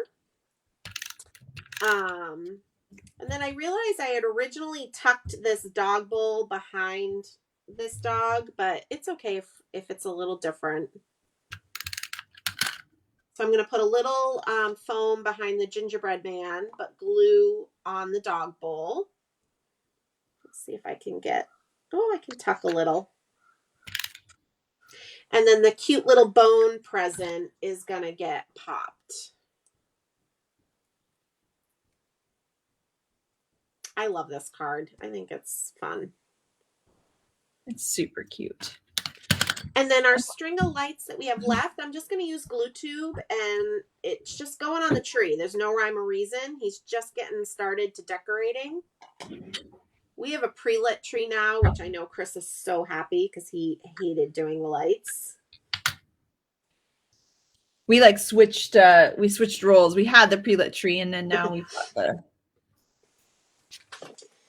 And on our little speech bubble, you guys can choose either rough or yip, whichever whatever word, or the little heart would be really cute in the speech bubble as well.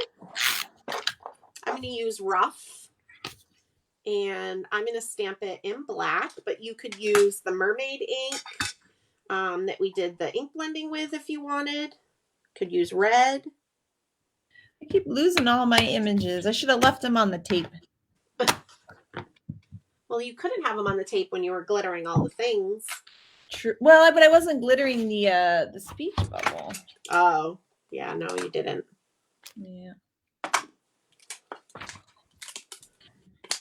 And I'm just going to put a little foam square behind the speech bubble. I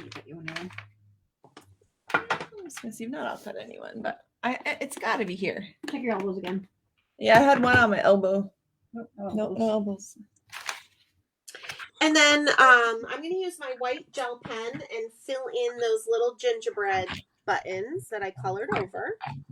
I also look at any of my coloring that I might have done out of the lines, and I just fill over that with white gel pen. Just fixing my happy accidents here. And I had on the supply list, it's totally okay if you don't have it, but I love to use a black glaze pen on the little noses of the dog because I just think it makes them look really slick and shiny like dogs' noses are. And I'm going to do it on my other card too. Oh, that's my original card. It's already done. This one.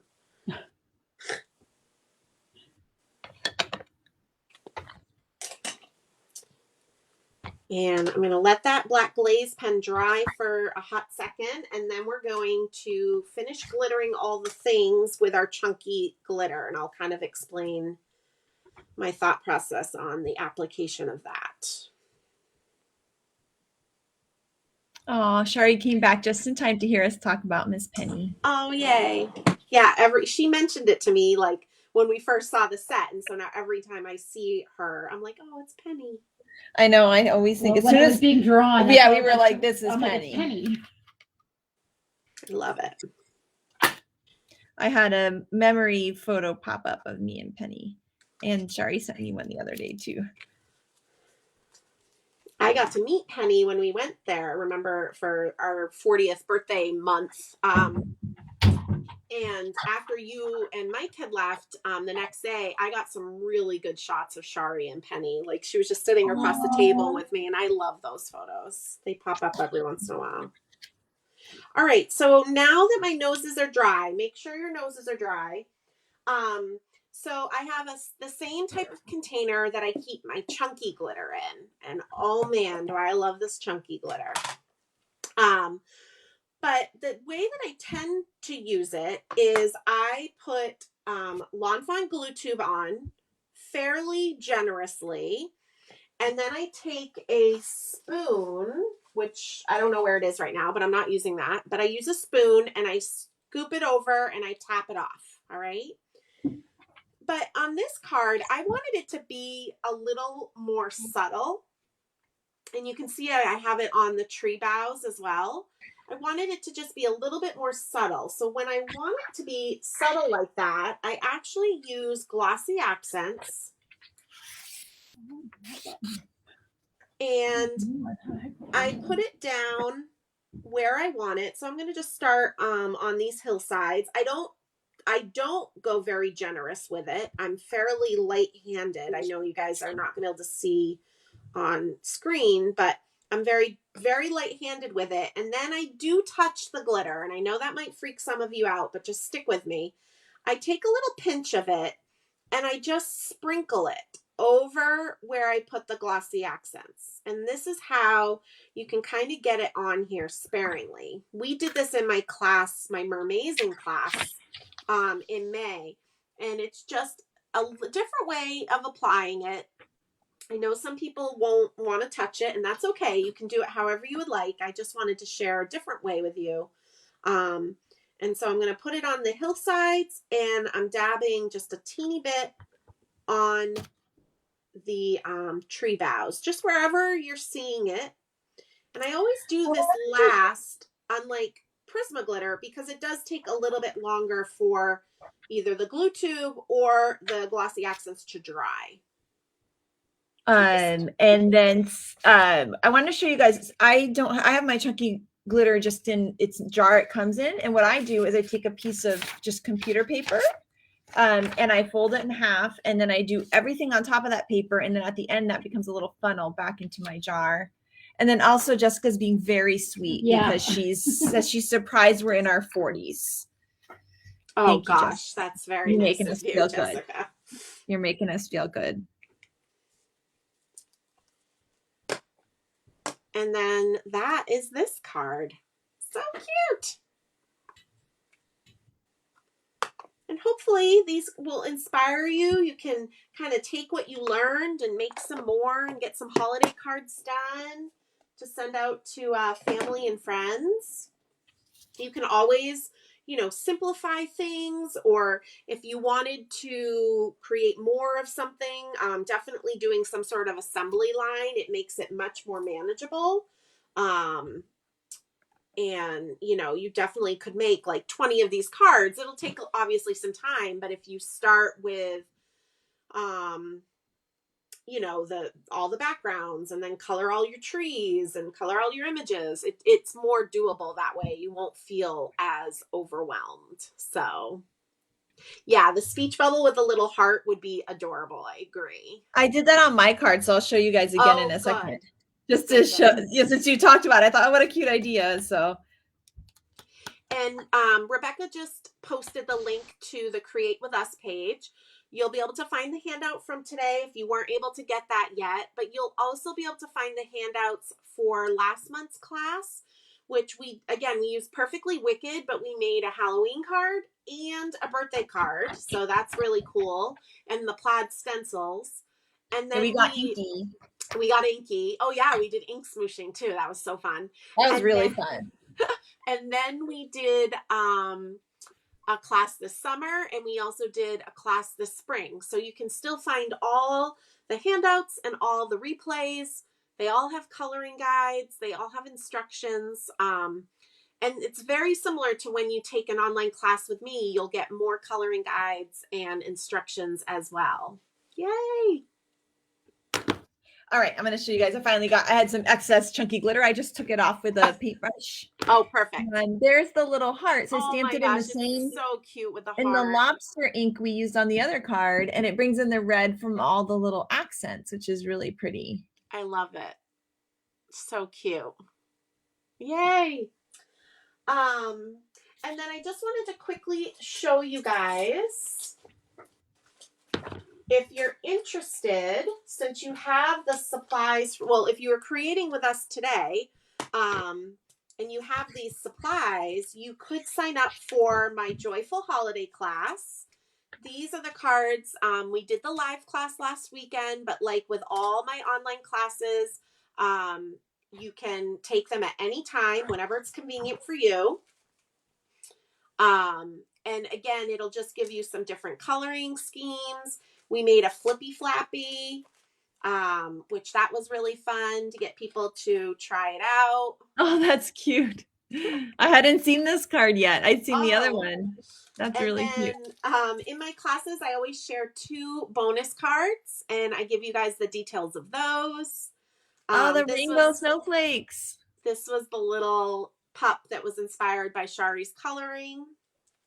So this is my Joyful Holiday class, and all that information is on my website.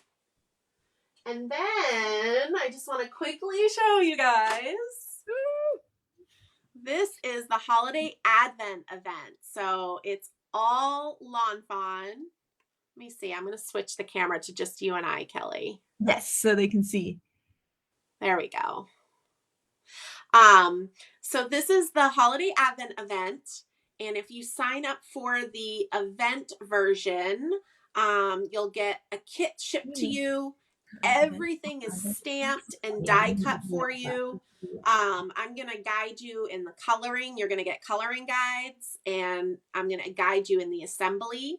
and each of the pieces are reinforced by like MDF particle board type stuff, so they're gonna last like a really long time. And you had those custom cut and everything, right, Jen? Yeah, yep. My friend Christy owns a small business in Ohio, and she has the machine that cut them for me. So yeah, so like behind the gingerbread man, it's all reinforced. So it's not just paper. It's going to last a long, long time for years to come. Lots of tradition. I love it so much. So cute. So I love the fact that you did the MDF and that Christy did it, because Christy is just wonderful. So. Yeah, Christy's so sweet. And so that is November 13th. But of course, if you can't attend live, the beauty of online is you'll have access to everything and you'll be able to take it whenever you would like. So yay. Oh, someone's asking, they just signed up today and they were wondering if it ships UPS or post office. I ship everything USPS, Melissa. So I will ship, your shipping label will probably print tomorrow, but it will go out on Monday and you'll get an email from me and all of that. But if you have any questions, just let me know if you're new to how my events work. Oh my goodness. And thank you guys for, for having such lovely comments too. We're so glad that you guys have been having fun with this class and our previous ones too. That just makes our day. And so Courtney asked if there's a way to make the advent calendar with more traditional colors, and you definitely can. I recommend, you're going to have a few of your own supplies, like the paints to paint the letters at the top. So I recommend Twisted Citron and Kitsch Flamingo, but you could totally do different colors to make it more traditional. And you're going to be coloring in all your own images. So you definitely can switch it out to be whatever color scheme you guys would like. Yeah, there's a whole supply list on my website, and you do have to buy your own baking sheet. I was not going to ship baking sheets to everybody. That would have been kind of really a nightmare for you guys to have to pay for that, and for me to have to figure out how to ship those safely. And then I wanted to give you guys a little update, since you guys were asking about, like, I wanted to let you know where the votes were coming in. Oh yeah. The hooded and zip hoodie are essentially tied. Unfortunately, my crew neck is losing right now. And the sizes are legitimately almost exactly even on all 4 sizes. So that's really good for us to know as well. So that's pretty exciting. So it's fun to hear your guys's votes, and if we're not able to do the exact style you want, hopefully we could maybe do it in the future. So this is definitely a fun experiment for us. Yeah, again, it's really tough it's so hard to do clothes. So I'm excited that you guys are taking a leap to try that. Yeah. Our operations team, they're excited to get that going, and they were like, you have to ask them. So they wanted us to make sure we got your guys's opinions. Tiffany my friend Tiffany just mentioned she does Get Cracking on Christmas with me. She's like, she's hoping for a popcorn set. Stamping adorable little faces on popcorn pieces. Yes. And you could do like little mini sliders, and they could be like, that'd be so cute. Yeah. Okay. Sorry.